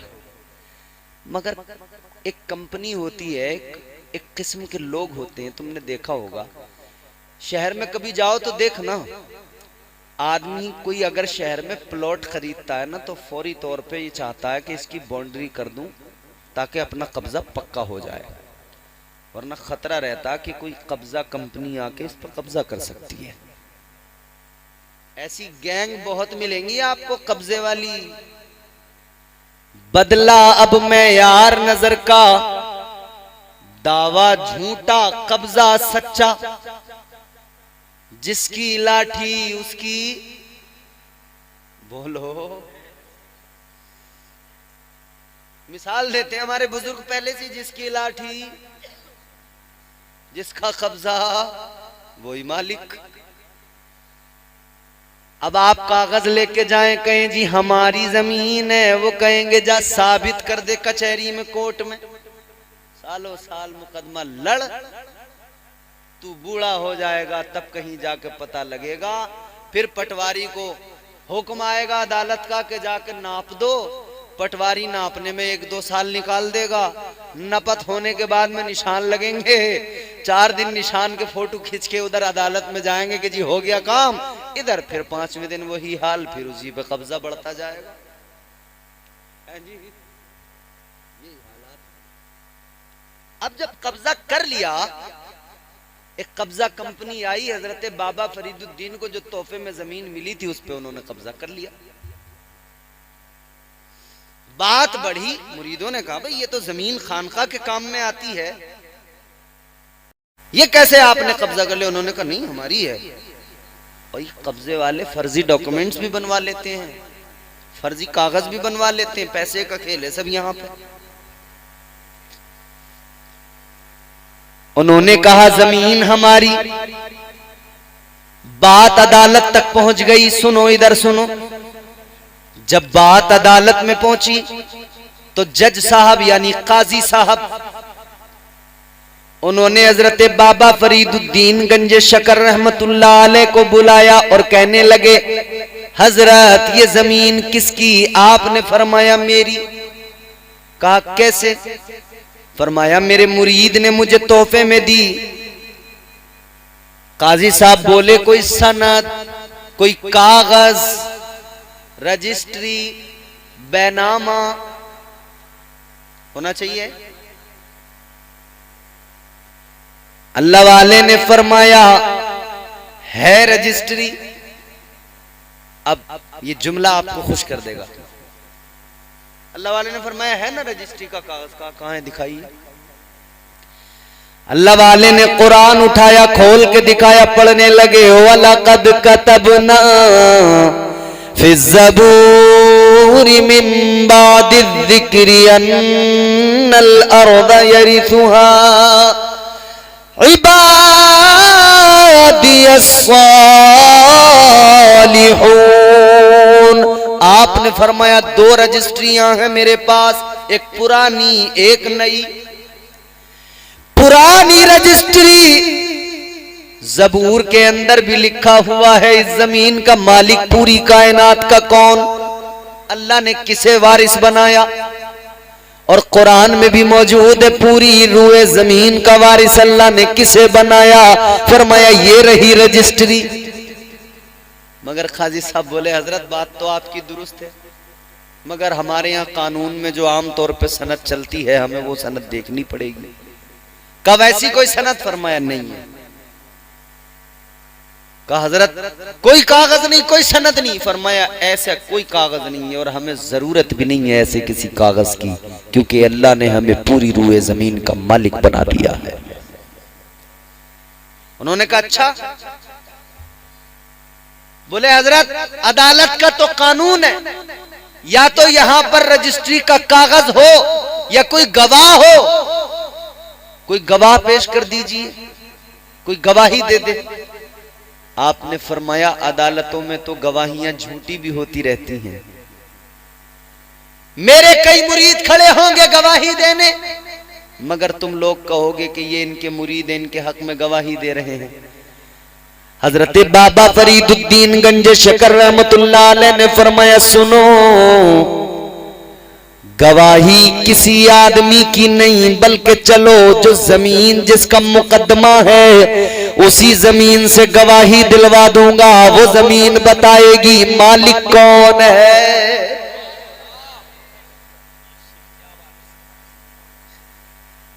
मैं माफी के साथ कह रहा हूं, मुझे पता नहीं आपके गांव के बारे में कुछ भी। मैंने सुना है कि शायद यहाँ दरगाह की कुछ जमीन है, कुछ रास्ता वास्ता है, कर लो अच्छा ही रहेगा, दरगाह पे आने जाने के लिए लोगों को आसानी होगी, आप ही लोगों को आसानी होगी।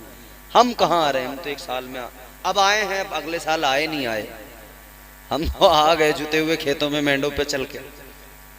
निकलना आपको है, आना आपको है। कितना अच्छा होगा कि आप लोग यहाँ आने जाने का एक बेहतरीन रास्ता आप ही तो इस्तेमाल करेंगे, वो रास्ता आपके खेतों में आने जाने के लिए भी आपके लिए आसानियां पैदा करेगा। अच्छी बात है अगर आप उस रास्ते को कर लें, बहरहाल बहुत अच्छा रहेगा आप उस रास्ते के बारे में अगर करें तो कोशिश। क्योंकि हमें भी यहाँ आते हुए ना थोड़ा सा गिल्टी फील हुआ, यार सारे मुसलमान ही तो हैं, सब अल्लाह के वलियों को मानने वाले ही तो हैं, फिर भला यहां तक आने के लिए रास्ता भी नहीं। जनाब आप जाकर देखिए, हम मुल्क में घूम रहे हैं, हर रोज एक नई जगह पे जाते हैं, पूरे हिंदुस्तान में अल्हम्दुलिल्लाह घूम रहे हैं। लोग अपनी जमीनें दरगाहों को दे रहे हैं कि भाई ये मेरी 1 बीघा जमीन है, ये 2 बीघा है, दरगाह के करीब की है, चलो मैं दरगाह के लिए दे रहा हूं, यहां पे लंगर कर लिया करना, यहां पे ये काम कर लिया। तो कम से कम अगर हम अपनी बहुत ज्यादा जमीन दरगाह के लिए नहीं भी दे सकते हैं तो इतना तो कर ही लें कि जो रास्ता हो वो रास्ता कम से कम निकाल लें। हमारे लिए तो नहीं है, ऐसा तो है नहीं कि इम्तियाज बरकाती आएगा यहाँ आपके खेत में अपनी बिल्डिंग बनाएगा, उस रास्ते पे अपनी कार चलाएगा। बोलो, या मुफ्ती कमरुल हसन साहब आपके इमाम साहब कभी आपको खतरा हो कि ये आपके रास्ते पर कब्जा कर लेंगे? नहीं करेंगे। आप ही के इस्तेमाल में आएगा, आप ही के काम में आएगा। बहुत अच्छा होगा कि आप रास्ता करें। और देखो रास्ता बहुत जरूरी चीज है। हुजूर ने रास्ते के ताल्लुक से ना अपनी उम्मत को पैगामात अता फरमाए। हुजूर ने फरमाया, यहां तक आका ने फरमाया अगर कोई शख्स राह के पत्थर को जो लोगों के लिए तकलीफ का बाइस हो अगर उसे हटा दे रास्ते से तो अल्लाह ताला उससे राजी होकर उसे परवाने जन्नत अता फरमा देता है। राह से एक पत्थर को, छोटे से पत्थर को हटाने पर जब नेकियां मिलती हैं तो फिर रास्ता बनाने पे अल्लाह कितनी नेकियां अता फरमाएगा। हजरत बाबा फरीदुद्दीन ने फरमाया जमीन से गवाही ना दिलवा दूं। अब वो कब्जा गैंग वाले बोले अच्छा ऐसा? उन्होंने कहा जमीन कैसे गवाही देगी? काजी साहब भी बोले जमीन कैसे? हजरत ने फरमाया तुम्हें इससे क्या मतलब? कब्जा गैंग वाले कहने लगे हजरत अगर आपने जमीन से गवाही दिलवा दी हम जमीन छोड़ देंगे, आपकी हो जाएगी। काजी साहब बोले चलो अगर बात ऐसी है तो ठीक है, ये भी एग्री आप भी एग्री, दिलवा दो गवाही। वक्त मुकर्रर हुआ, तुम्हारी मेरी गवाही के लिए लोग जाते हैं। किसकी जमीन, किसका मामला, कागज जाएं, लोग जाएं, कागजों की एविडेंस के तौर पर कागज पेश किए जाएं, गवाह पेश किए जाएं। मगर बाबा फरीदुद्दीन गंजे शकर ने वक्त मुकर्रर करवा लिया। फरमाया वक्त मुकर्ररा पे आ जाना, जमीन गवाही देगी। टाइम मुकर्रर हुआ, वक्त मुकर्रर हुआ, लोग आ गए, कब्जा करने वाले भी आ गए, काजी साहब भी आ गए, हजरत बाबा फरीदुद्दीन भी इधर पीछे से आए। काजी साहब ने कहा आइए हजरत जल्दी गवाही दिलवाइए, जमीन से गवाही दिलवाइए। हजरत बाबा फरीदुद्दीन ने जुमला सुनो, फरमाया हजरत बाबा फरीदुद्दीन ने फरमाया काजी साहब मैं कहूं क्या जरूरी है, मैं जमीन से कहूं? एक काम करो आप काजी साहब आगे बढ़िए, आप ही जमीन से जाकर मालूम कीजिए, मालूम कीजिए तुझ पर मालिकाना हक किसका है, कौन वारिस है तेरा, कौन मालिक है तेरा। अल्लाह अकबर, तारीख गवाह है। काजी साहब ने आगे बढ़कर जमीन की तरफ इशारा किया, फरमाया ए जमीन के टुकड़े बता तेरा मालिक कौन है। आवाज आई मेरा ही नहीं बल्कि पूरी रूए जमीन का मालिक अल्लाह ताला ने बाबा फरीद को बना दिया है। अल्लाह ने वलियों को मालिक बना दिया, वारिस बना दिया। अजीजा ने गिरामीउल कद्र गौर फरमाइए, आप आज इस महफिल में बैठे हैं, इस जमीन पे बैठे हैं, जमीन के इस खित्ते पे बैठे हैं, ये आपका सारा गांव है। ये विरासत किसकी है? अल्लाह वालों की विरासत है, अल्लाह वालों की विरासत है। जिधर भी नजर डालोगे अल्लाह वालों की विरासत नजर आएगी, जिधर भी नजर डालोगे अल्लाह वालों की विरासत नजर आएगी। तो जिनकी विरासत पे हम आबाद हैं, हम उनके गद्दार नहीं हो सकते, हम उनसे कभी दगा नहीं कर सकते। वो और लोग हैं जो गद्दार बन बैठे हैं। उन्होंने तो वो किसी ने कहा ना नहीं है दिल में नबी की अजमत, कोई सुनेगा तो क्या कहेगा। फिक्र होती है ना आदमी, कोई ऐसी वैसी बात हो गई, कहते हैं अरे भाई कोई सुनेगा तो क्या कहेगा। नहीं है दिलों में नबी की अजमत, कोई सुनेगा तो क्या कहेगा। फिर उस पे खुल्दे बरी की चाहत, कोई सुनेगा तो क्या कहेगा। अब बोलोगे, नहीं है दिल में नबी की अजमत, कोई सुनेगा तो क्या कहेगा। फिर उस पे खुल्दे बरी की चाहत, कोई सुनेगा तो क्या कहेगा। नबी के सदक़े में खा रहे हो, नबी के सदक़े में पी रहे हो, नबी के फरमान से बगावत, कोई सुनेगा तो क्या कहेगा। खड़े हुए देखे, कलियर में यूं देखे मैंने हाथ बांधे हुए बच्चे नहीं हो रहे। बेगम ने कान पकड़ के चाबी घुमाई, बोली चल कम बखत, बहुत दिन हो गए, चल, बहुत दिन से कह रहा है, चल चल। साबिर पाक के वसीले से दुआ मांगेंगे, अल्लाह औलाद अता फरमाएगा। कान पकड़ के लेके आ गए हाथ, साबिर पाक आ गया, करम हो जाए निगाहे करम। याद रखो एक मजार वो जहां पर लोगों का हुजूम लग जाए, वो भी मजार, एक मजार वो जहां ज्यादा दूर दूर के लोग तो नहीं आते हों, ज्यादा हुजूम तो इंसानों का नहीं लगता हो, तो ये मत समझ लेना कि ये मजार नहीं है। याद रखना अल्लाह ताला जो मजार बनाता है, आका ने फरमाया इंसान उस मजार पे आए ना आए, अल्लाह के फरिश्ते उस मजार पे आते हैं। बहुत अल्लाह के फरिश्ते आते हैं, जुड़ो गलियों से, जुड़ो सादाते कराम से।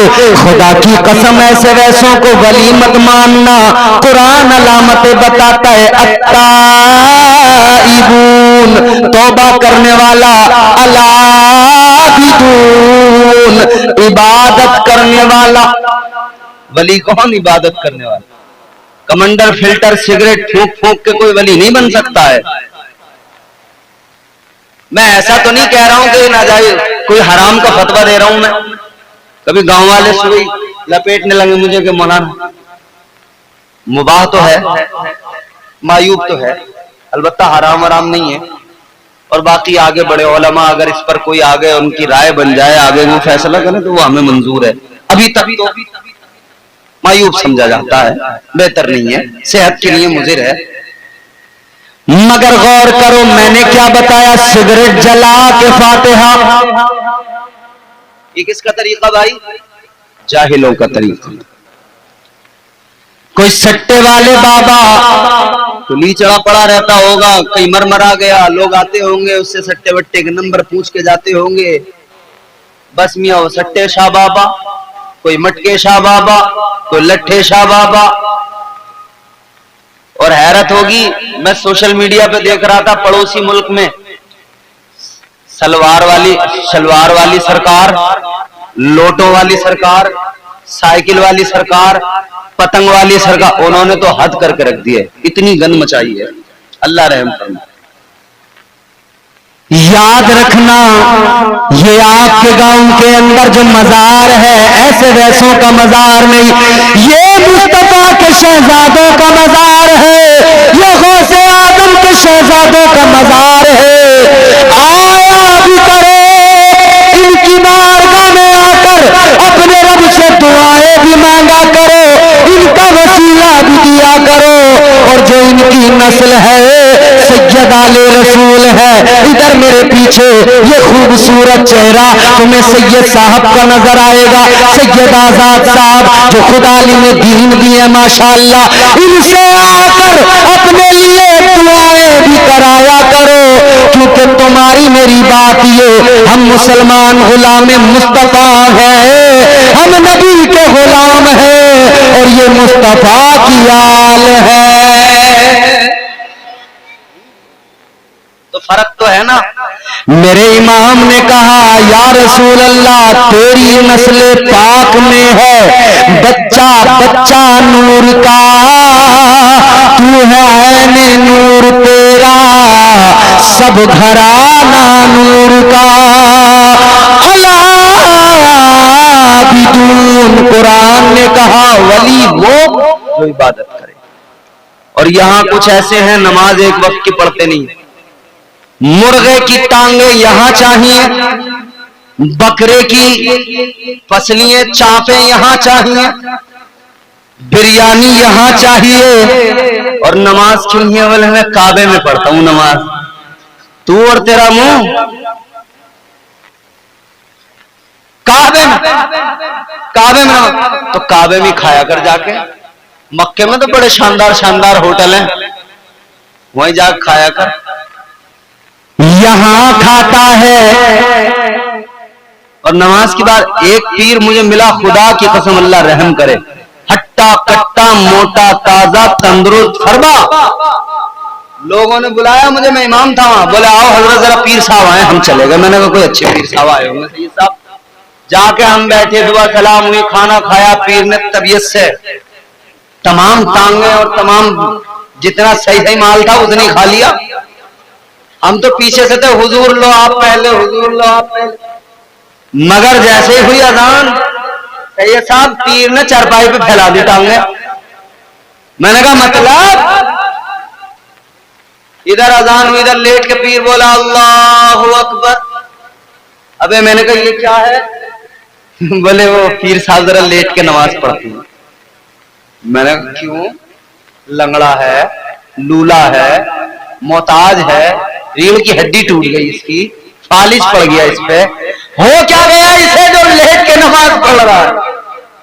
अच्छा खासा मोटा ताजा बकरा टहल रहा है और नमाज का नंबर आया तो लेट गया लंबा लंबा। ऐसे जाहिलों से हमारा मतलब नहीं। अल आबिदून वो जो इबादत करेंगे, अल हामिदून अस्साइहून राकिऊन अस्साजिदून अल-आमिरून बिल मारूफ वन्नाहून अनिल मुनकर वल हाफिजून लिहुदूदिल्लाह वबश्शिरिल मोमिनीन। कुरान कहता है इबादत करने वाले, हम्द करने वाले, रोजा रखने वाले, कयाम करने वाले, रुकू करने वाले, सजदे करने वाले, ये अल्लाह का कुरान कहता है नेकियों का हुक्म देने वाले, भलाइयों का रास्ता बताने वाले, बुराइयों से रोकने वाले, अल्लाह की हुदूद की हिफाजत करने वाले, ये अल्लाह के वली होते हैं। हम इन्हें वली मानते हैं, हम इन्हें वली मानते हैं और कहते हैं वली के कुर्ब से कुर्बे हुजूर मिलता है, वली के इश्क का बदला जरूर मिलता है। इनसे अपना रिश्ता मजबूत करें, सादात से अपना रिश्ता मजबूत करें, वलियों के आस्थानों पर जाएं। और वलियों अगर कोई कहे ना कि मर गए मिट्टी में मिल गए माज़अल्लाह, तो उसे बताना कि तेरा कोई होगा। तू तो नबी के लिए भी बोलता है, हम कहते तेरा कोई मर गया होगा, मगर हमारों का सुन ले। तकरीर खत्म है, ये 4 मिसरे जोर से बोले सुभान अल्लाह। हमारा अकीदा, हम कहते हैं या रसूल अल्लाह तुझ पे मर मर के हुए सारे जियाले जिंदा, तुझ पे मर मर के हुए सारे जियाले जिंदा, तू भी जिंदा है तेरे चाहने वाले जिंदा। कल भी थे, आज भी हैं, कल भी रहेंगे यूं ही। जबरदस्ती साहब, कल भी थे, आज भी हैं। हजरत बड़ी उम्दा तकलीफ थी आपकी माशाअल्लाह। कल भी थे, आज भी हैं, कल भी रहेंगे यूं ही। फातिमा ज़हरा की आगोश के ताले जिंदा, यूं तो कहने को हर एक शख्स है जिंदा, लेकिन जिंदा तो वो है जो ईमान बचा ले जिंदा। अल्लाह ताला हमें नेक अमल की तौफीक अता फरमाए। परवरदिगार आलम हमें ऐलान होगा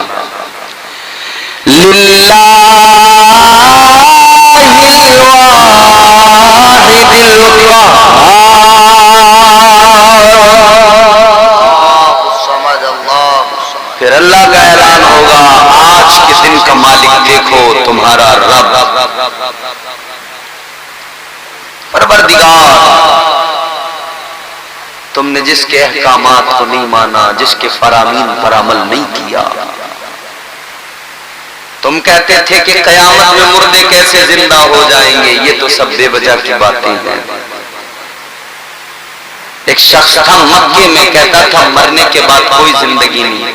अल्लाह कैसे उठा सकता है? मर गए, मिट्टी में मिल गए, हड्डियां गल गई, कुछ नहीं बचा। अल्लाह कैसे उठा सकता है मुर्दा को? अल्लाह ने सूरह मुबारक नाज़िल फरमाई, ला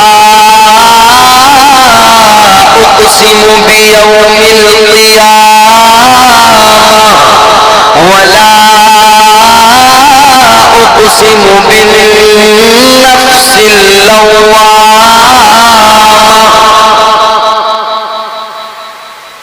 क़यामत का तज़किरा तफसील के साथ अल्लाह ने बयान किया। फिर ये भी फरमा दिया कि तुम क्या समझते हो कि अल्लाह ताला इस मिट्टी से, जो हड्डियां तुम्हारी मिट्टी में मिल गई, गल गई, तुम्हें दोबारा नहीं उठा सकता, दोबारा पैदा नहीं कर सकता?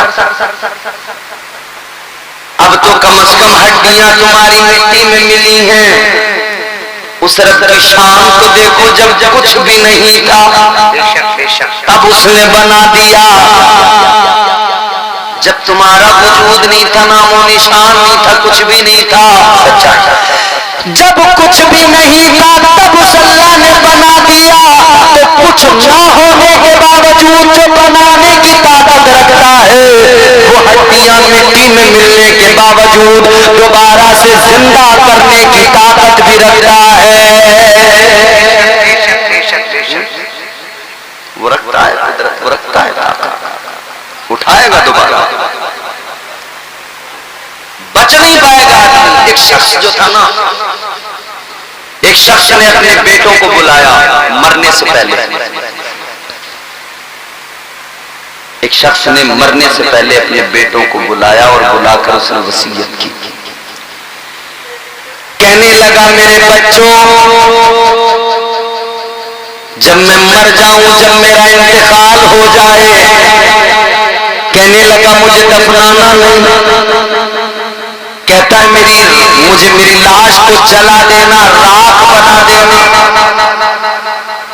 और कहता है मेरी राख को भी ऐसी नहीं छोड़ देना, बल्कि किसी सहरा में जाकर, किसी बयाबान में जाकर, किसी रेगिस्तान में जाकर मेरी राख को यूं उड़ा देना, ताकि मेरी राख जो है वो पूरे रेगिस्तान में ज़र्रात में फैल जाए। अलग अलग मेरे जो है ज़र्रात में मेरी राख मिल जाए, फैल जाए।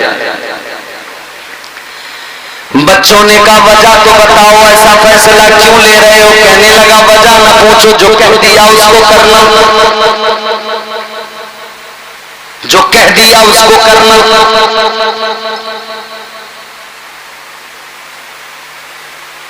खैर, जब इंतकाल हुआ तो बच्चे मजबूर थे, वही किया, जलाया, राख को यूं उड़ा दिया बयाबानों में, सहरा में।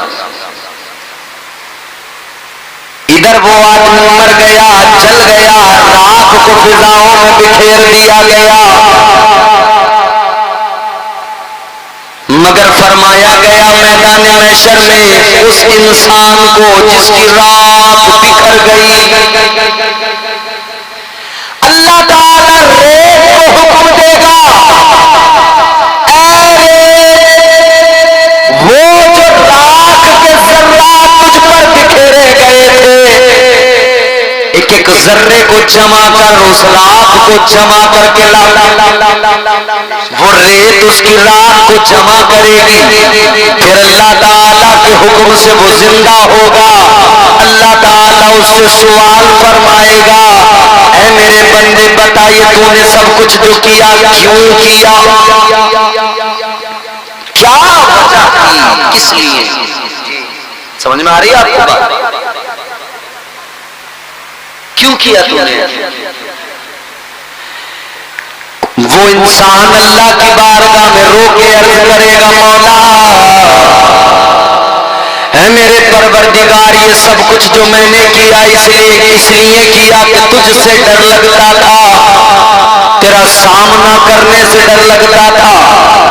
या अल्लाह, मुझे पता था मैदान महशर में तेरे सामने खड़े होना है, तो मौला मैंने इसीलिए बच्चों को वसीयत की थी, मुझे जलाना, मेरी राख को उड़ा देना, मैं सोचता था कि जब मैं चल जाऊंगा मेरा वजूद राख हो जाएगा और उस राख को भी जब फिजाओं में उड़ा दिया जाएगा तो शायद मेरी बिखरी हुई राख रेत में मिल जाएगी तो मुझे जिंदा नहीं किया जाएगा, दोबारा नहीं उठाया जाएगा, तो मैं अल्लाह के सामने खड़े होने से बच जाऊंगा। या अल्लाह तेरे खौफ की वजह से किया, मौला तेरे डर की वजह से किया। या अल्लाह डर लगता था तेरा सामना करने से, मौला घबराता था तेरा सामना करने से। अल्लाह ताला ने फरमाया, ऐ मेरे बंदे, क्या तूने अपने रब की ताकत नहीं देखी? किसी भी जगह तेरी रात को उड़ा दिया गया, मगर तेरे रब ने जब हुक्म दिया रेत को तो उसने तेरी रात को जमा कर दिया। तेरे रब ने तुझे दोबारा देखने जिंदा कर दिया। तू क्या समझता था? क्या तेरा रब कादिर नहीं है? कहने लगा या अल्लाह तू तो कुदरत वाला है, या अल्लाह तू तो बड़ी शान वाला है। मौला मैं डरता था, मौला मैं डरता था, मुझे घबराहट थी तेरा सामना करने से डरता। लोगों जरा सोचो, हम नहीं डरते निडर हो गए। अल्लाह, हमारे सीनों में खौफ नहीं रहा।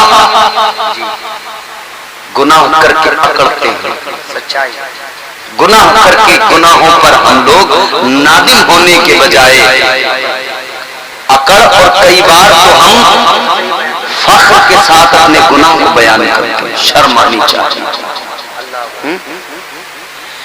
गुनाह करना जितना बड़ा जुर्म है, उस गुनाह को फिर बयान करना फख्र के साथ ये भी उतना ही बड़ा जुर्म है।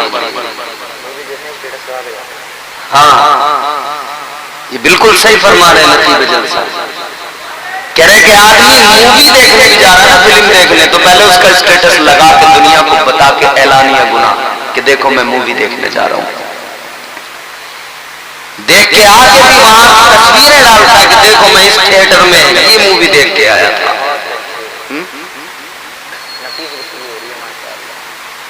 निडर हो गए, मगर जानते हो अल्लाह का खौफ दिल से निकाला। देखो वो मस्त है, वो अपनी दुनिया में मस्त है, वो अपना काम नहीं भूलेगा, जो उसका काम है अपनी मस्ती में जो उसे करना है वो करेगा। मगर अगर आपको जो करना है, आप अगर उसको देखकर भी नहीं समझे तो कब समझोगे? अल्लाह ने उसे जिस हाल में रखा है वो उस हाल में बस उसी में लगा है। मगर अल्लाह ने आपको अक्ल सलीम देकर, शऊर देकर जिस काम में लगाया है, हम और आप उस काम में लगे हुए नहीं हैं। इसको देखकर ही हम सीख सकते हैं। बंदा चाहे तो अपने आसपास की चीजों को देखकर बहुत कुछ सीख सकता है। हमारी आसपास की चीजें हमें बताती हैं वो गाफिल इंसान रब की तरफ चल, निकल इस गफलत से, अपने रब को पहचान, रब की बारगाह में चल। बात ज्यादा लंबी नहीं करूंगा, अब मौसम भी बेहतर हो गया है, तो मेरे बाद में जो तकरीरें रह गई हैं वो भी आपको सुननी है इंशाअल्लाह। वो कितनी देर सुने आप और कितनी देर सुनाए हमारे ये उलमा, ये आप दोनों का मामला है। मगर मेरी गुफ्तगू का असल पैगाम सुन लो, ये जो आज हम निडर हो गए, अल्लाह ताला का खौफ दिलों से निकला तो हाल क्या हुआ? सारी कायनात का खौफ दिलों में आ गया, सारी दुनिया से डरने लगे। और वो जो अल्लाह से डरते थे उन्हें कायनात का खौफ नहीं था, दुनिया का खौफ नहीं था। कुरान ने तो खुद ऐलान किया, अल्लाह इन्ना औलिया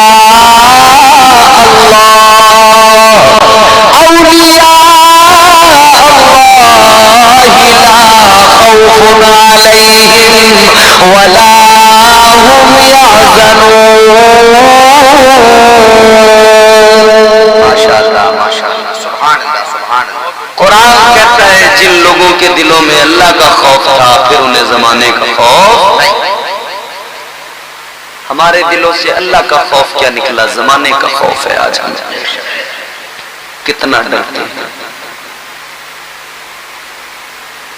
राहत इंदौरी ने कहा था, लोग हर मोड़ पे रुक रुक के संभलते क्यों हैं? इतना डरते हैं तो फिर घर से निकलते क्यों हैं? अल्लाह, अगर अल्लाह से नहीं डरोगे तो सारी कायनात से डरते फिरोगे। रात को घर से निकलते हुए डर लगता है कोई हादसा ना हो जाए। लगता है ना डर? क्यों लगता है? इसलिए लगता है कि अल्लाह का खौफ निकल गया तो जमाने का खौफ है। वरना एक सहाबी रसूल थे, गुजर रहे थे, सामने से शेर आ गया। क्या आ गया? हजरत सफीना के सामने शेर आ गया। क्या जवाब दिया उन्होंने शेर को? फरमाने लगे ओ शेर, वो झपटने वाला था उनकी तरफ।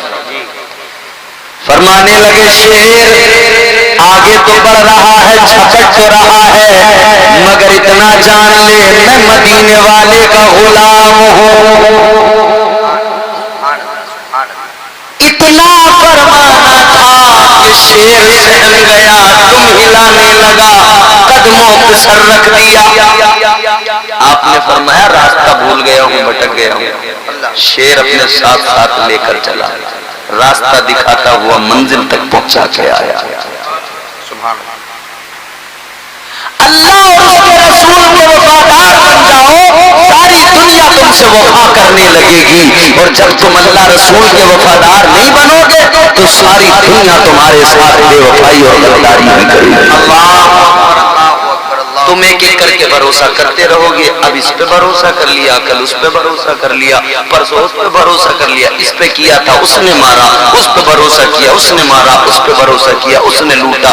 बस भरोसा करते रहो, लुटते रहो, लुटते रहो, लुटते रहो। हमारी बर्बादियों का जिम्मेदार कौन है? हम खुद हैं।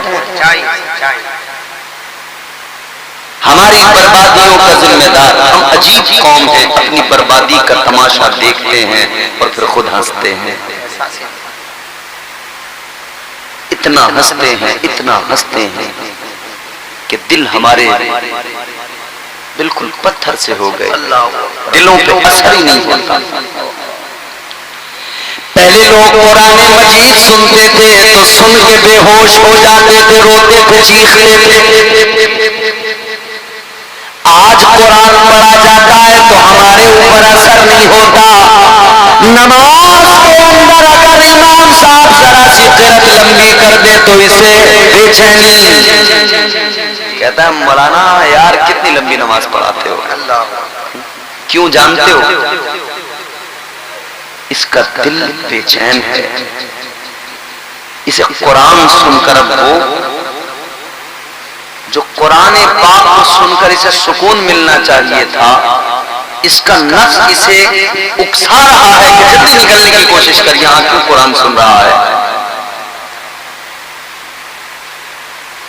नमाजों में तबीयत नहीं लगती, कितने लोगों की शिकायत। कहते दिल नहीं लगता। बुजुर्गों से जब सवाल किया गया कि हुजूर नमाज में दिल नहीं लगता, फरमाया कि अगर दिल नहीं लगता नमाज में तब तो तुझे डबल सवाब मिलेगा। हुजूर वो कैसे? कहा एक तो ये कि तेरा दिल नहीं लगता नमाज में, तबीयत नहीं होती, दिल ना लगने के बावजूद भी तो नमाज पढ़ता है, तो इसका मतलब तू अपने नफ्स के साथ जंग करता है। एक सवाब तुझे नमाज का मिलता है, एक सवाब तुझे अपने नफ्स के साथ लड़ाई करने का मिलता है। ये ना सोच के नमाज में तबीयत नहीं लग रही है तो फिर साहब क्या करूं, पढ़ता जा, पढ़ता जा। इस हालत में डबल सवाब मिलेगा। फिर एक दिन ऐसा आएगा तेरा नफ्स हार जाएगा, वो थक जाएगा, वो फिर तुझे आजाद कर देगा, फिर वो तेरा गुलाम बन जाएगा। सरकार गौसे आजम फरमाते मैंने अपने नफ्स को ऐसे मारा, कहते इतना मारा इतना, फिर मैंने उसको आजाद छोड़ दिया, फिर वो मुझसे कोई फरमाइश ही नहीं करता। पहले करता था, जब उसने फरमाइश की मैंने उसके बिल्कुल मुखालिफ काम किया, उसको ऐसा करके छोड़ा कि उसने मुझसे कुछ भी कहना छोड़ दिया, कुछ भी कहना छोड़ दिया। तो याद रहे अल्लाह और उसके रसूल की इत्तिबा जरूरी है, अल्लाह और उसके रसूल के साथ वफादार होना जरूरी है। शरीयत पे अमल करने की जरूरत है। सारे डर दूर हो जाएंगे, सारे खौफ निकल जाएंगे, कोई डर रहेगा ही नहीं।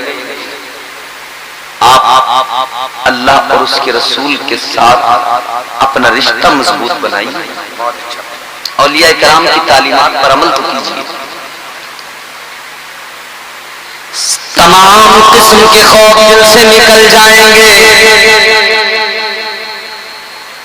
हजरत सफीना को शेर ने रास्ता दिखा दिया। तो वो शख्स कहता है अल्लाह की अदालत में, मौला मुझे डर था, डर मेरे दिल में खौफ था। तो अल्लाह ताला उस बंदे को प्यार भी बहुत फरमाता है, पसंद भी बहुत फरमाता है जो अल्लाह से डरता है। कितना पसंद करता है। परवरदिगारे आलम ने फरमाया मेरे बंदे ये जो कुछ तूने किया तेरा अमल तो दुरुस्त नहीं था, गलत था बिल्कुल, मगर तू कहता है तूने मेरे खौफ की वजह से किया, डर की वजह से किया। परवरदिगार फरमाएगा तूने मेरे खौफ की वजह से अपनी लाश को जलवाया, मेरे खौफ की वजह से रात को हवाओं में उड़वाया। तो सुन ले, अगर तेरे दिल में मेरा इतना खौफ था, इतना डर था, अगर तू मेरे सामने खड़े होने से इतना डरता था, तो सुन ले आज उस खौफ के सबब तेरा रब तुझ पे ये इनाम फरमा रहा है, चल तेरे गुनाहों को मुआफ किया जा रहा है। अल्लाह माशाअल्लाह माशाअल्लाह, अल्लाह ताला ने उसके गुनाहों को मुआफ फरमा। इसको हटा लो, सुभान अल्लाह, निकाल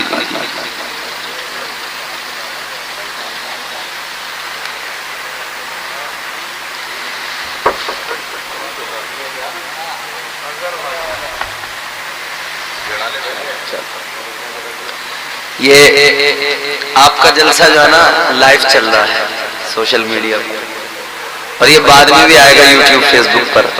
कई लोग तो ये सोचेंगे कि शायद कहीं किसी हाईवे पे तकरीर होने लगी, तो 4 व्हीलर गुजर रही है। अल्लाह खुश रखे, शादाबाद। बस जल्दी से बात को खत्म कर। सुनिए, अल्लाह ने फरमाया तेरे गुनाहों को माफ किया। क्यों? इसलिए कि तेरे दिल में मेरा खौफ था, तेरे दिल में मेरा डर था, मेरा खौफ था तेरे सीने। खौफ खुदा सीने के अंदर था तो अल्लाह ताला ने गुनाहों को माफ फरमा दिया। वो एक आंसू जो तेरी पलक पे रखा है, गुमान होता है जर्रा पलक पे रखा है। तू आंख में आंसू खुदा के खौफ के सबब ला, ये आंसू तेरा अर्श इलाही तक पहुंचेगा, इसका असर तुझे दिखाई देगा। और अगर तू अकड़ेगा, अगर तू जबान से झूठ, गीबत, चुगलियां, गालियां ये सब रखेगा, तो फिर इसका अगला शेर भी सुना दूं। वो एक आंसू जो तेरी पलक पे रखा है, गुमान होता है जर्रा पलक पे रखा है। तू चाहता तो दिलों में भी सबके रहता, मगर तेरी जबान ने तुझको सड़क पे रखा है। तेरी जबान ने तुझे रुसवा कर दिया, तेरे झूठ ने तुझे रुसवा कर दिया, तेरी जबान की गालियों ने तुझे रुसवा कर दिया। बच्चों को शुरू से ही हम लोग जो है गालियां सिखा रहे हैं, क्योंकि बाप घर में गालियां दे रहा है, बच्चा वही सीख रहा है। पहले घरों के अंदर मुस्तकिल तौर पर कुरान पढ़ा जाता था, तो बच्चों के अंदर शौक था, कुरान की मोहब्बत थी। अब घरों के अंदर मुसलसल म्यूजिक है, तो बच्चों में म्यूजिक का शौक है। छोटे छोटे बच्चे हमारे घरों के उन्हें बचपन से ही नाचना सिखा दिया जाता है, नाचो बेटा। और ये सोशल मीडिया का दौर है, आप देखो छोटे छोटे बच्चे, क्या गंदगी है, सब नाचना गाना सब ही चल रहा है। बहुत बुरा हाल है। क्या जमाना आ गया, संजीदगी खतरे में है, खुदनुमाई का चलन है, सादगी खतरे में है, सर छुपाती फिर रही है आबरू इस दौर में, या इलाही कर मदद पाकीज़गी खतरे में है। जब से कम ज़रफ़ों की आमद में कदे में हो गई, रो रहे हैं जाम मीना मैं कशी खतरे में है।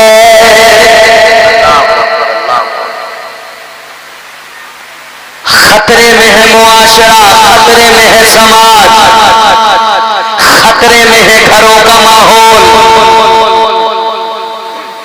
और खतरा छोटा मोटा नहीं, बहुत बड़ा है। इतना बड़ा खतरा, इतना बड़ा खतरा कि हम लोग उस खतरे को समझ ही नहीं रहे। कितनी बच्चियां मुसलमानों की बेटियां कलमा पढ़ने वालों के घरों में पैदा हुई और आज काफिरों के घरों में। क्यों? तालीमात मुस्तफा से आपने हमने मुंह मोड़ लिया, तो ये दिन तो देखने थे। बुजुर्गों की तालीमात पर अमल करने की जरूरत है। सरकार बगदाद की महफिल सजाने वालों, वो शान है गौसे आजम सरकार की कि मेरे आला हजरत कहते हैं, वाह क्या मर्तबा है गौस है बाला तेरा, ऊंचे ऊंचों के सरों से कदम आला तेरा, क्या दबे जिसपे हिमायत का हो पंजा तेरा, शेर को खतरे में लाता नहीं कुत्ता तेरा, इस निशानी के जो सग है नहीं मारे जाते, हश्र तक मेरे गले में रहे पट्टा तेरा। क्या कहने भाई, क्या कहने? तो वो पट्टा अपनी गर्दनों में डालो, गुलामी गौस का, इंशाअल्लाह ताला जिंदगियां बदलेगी, इंशाअल्लाह इनकलाब आएगा, इंशाअल्लाह दिल बदलने लगेंगे, फिर जबानों पर गालियां नहीं होगी। अगर उनके किरदार को देखा, उनकी गुफ्तार को देखा, उनकी सीरत को देखा और उसको अपना लिया, तो इंशाअल्लाह जबानों पर कुरान की आयतें होंगी, जबानों पर मुस्तफा जाने रहमत के कसीदे होंगे, जबानों पर दुरूद की सदाएं होंगी। ऐ लोगों, अपने घरों में बैठकर अपने बच्चों को बुजुर्गों की तालीमात से आरास्ता किया करो, अपने बच्चों को बुजुर्गों की तालीम दिया करो, उनकी तालीमात से खुद भी अपने आप को आरास्ता करो, अपनी आने वाली नस्ल को आरास्ता करो, अल्लाह का खौफ पैदा करो, बुजुर्गों की तालीमात पर अमल करो। इंशाअल्लाह इताअत जब हम करने लगेंगे, दुनिया में भी कामयाब होंगे और आखिरत में भी कामयाबी हमारा मुकद्दर बन जाएगी। अब सुनिए, मैं जो अर्ज कर रहा हूं, मैं आपको कुरान सुनाता हूं, रब का फरमान। परवरदिगार आलम खालिक़े कायनात रब्बे लम यज़ल व ला यज़ाल ने कुरान मजीद में ऐलान फरमाया, तबारकल्लज़ी बियदिहिल मुल्कु व हुवा अला कुल्ली शैइन क़दीर।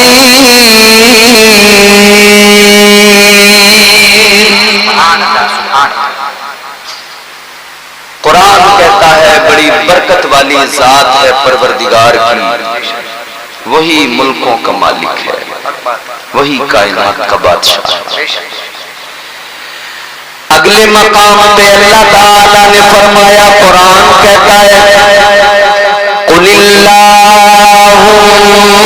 मालिकल मुल्की तुअतिल मुल्का मन तशा व तंज़िहुल मुल्का मिम्मन तशा व तुइज़्ज़ु मन वतुज़िल्लु मन तशाअ।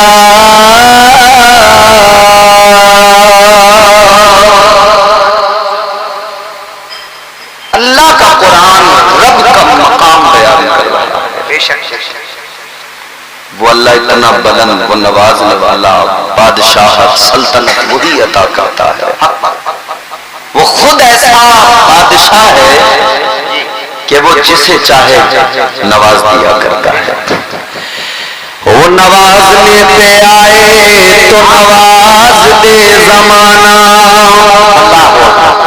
वो नवाजने पे आए तो नवाज दे जमाना। वो करीम ही जो ठहरा तो करम का क्या ठिकाना। गर्दिश में कहाँ उसके मुकद्दर का सितारा, हो जिसको मयस्सर तेरी रहमत का सहारा।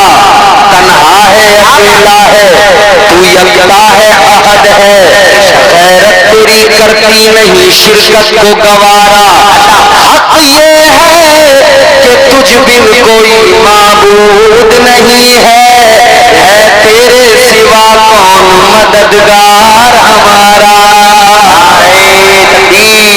नारे रिसालत, नारे हैदरी, नारे गौसियत, मसलके आला हज़रत कृष्ण गौसुल बरा कॉन्फ्रेंस। माशाअल्लाह। सर्दी तो नहीं लग रही आप लोग? माशाअल्लाह माशाअल्लाह माशाअल्लाह। सर्दी नहीं लग रही है तो कहिए सुभान अल्लाह सुभान अल्लाह। मैं ज्यादा तो बार बार आपको तंग नहीं करूंगा, मगर आपको जहां जहां लगे कि हमें बोलना चाहिए तो बोल दें, आपको सवाब मिलेगा। बेशक फायदा ही है, इसमें नुकसान नहीं। अल्लाह ताला बड़ी इज्जत वाला, बेशक इज्जतें देने वाला। बेशक ये जो इज्जतें हमें मिली हैं ये परवरदिगार ने मुस्तफा के सदक़े में अता की। ये अलग बात है कि आज हम खुद अपने वकार को मजरूह कर रहे हैं, अपनी इज्जतों का जनाजा उठा रहे हैं। ये हमारी कमनसीबी है। इसका रीजन क्या है जानते हो? ओबरी के जिंदा दिल गयूर मुसलमानों, किसी भी कौम की इज्जत का जनाजा उस वक्त निकलता है जब उस कौम के अंदर बेगैरती आ जाती है, बेहयाई आ जाती है। कोई भी कौम उस वक्त में जलील व ख्वार होती है, रुसवाई उसको उस वक्त मिलती है जब वो अल्लाह और उसके रसूल की इताअत से मुंह मोड़ ले। ये मस्जिद है, अल्लाह का घर है। बेशक आप देखें मस्जिद के सामने बैठकर इस चौक में बात हो रही है, एक एक बात और से सुनना। हम महफिलें तो बराबर सजाते हैं, हम बुजुर्गों से निस्बत भी रखते हैं, ताल्लुक भी मजबूत बताते हैं। ख्वाजा गरीब नवाज की छठी आए, हम खुश होकर मसरूर होकर मनाते हैं। पीराने पीर रोशन जमीर की 11वीं आ जाए, हम मसरूर होकर मनाते हैं। 11वीं मनाने वालों बुजुर्गों को आरास मनाने वालों, एक लम्हे के लिए जरा दिल पे हाथ रख के सोचना, मेरी बात अगर बुरी लगे, कड़वी लगे, कोई मसला नहीं है, मुझे बुरा कह सकते हो, लेकिन बात दिल से जब दिल पे पहुंचे तो खुद सोचना, फैसला करना, तन्हाई में अपने ज़मीर से पूछना।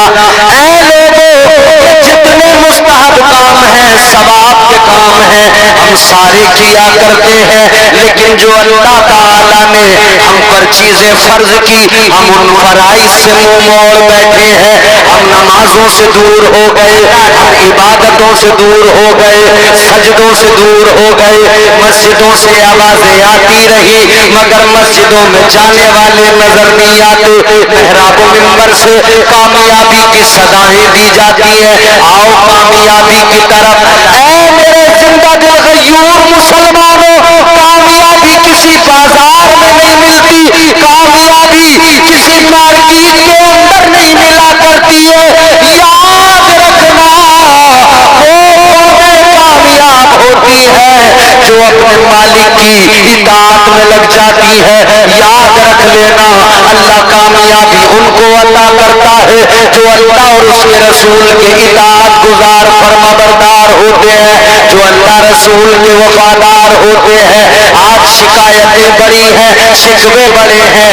हम बार बार कभी तोशा करते हैं, कभी 11वीं करते हैं, कभी लंगर करते हैं और फिर कहते हैं हम इतना सब कुछ कर रहे हैं, दुआएं कबूल नहीं हो रही है, हमारे कारोबार में बरकत नहीं है, हमारी रोजियों में बरकत नहीं है। याद रखना, रोजियों में बरकत आएगी।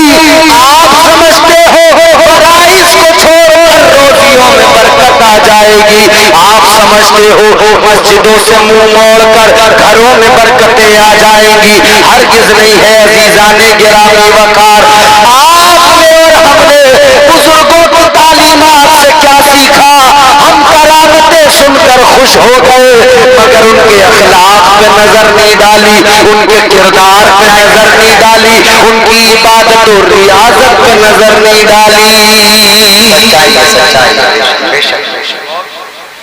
गौसे आजम सरकार की करामत तो बहुत सुनी, यकीनन सरकार गौसे आजम को अल्लाह ने बहुत आला तरीन मंजिलें अता की, इज्जतों की। करामतें उनकी अल्हम्दुलिल्लाह अक्लें हैरान हो जाती हैं।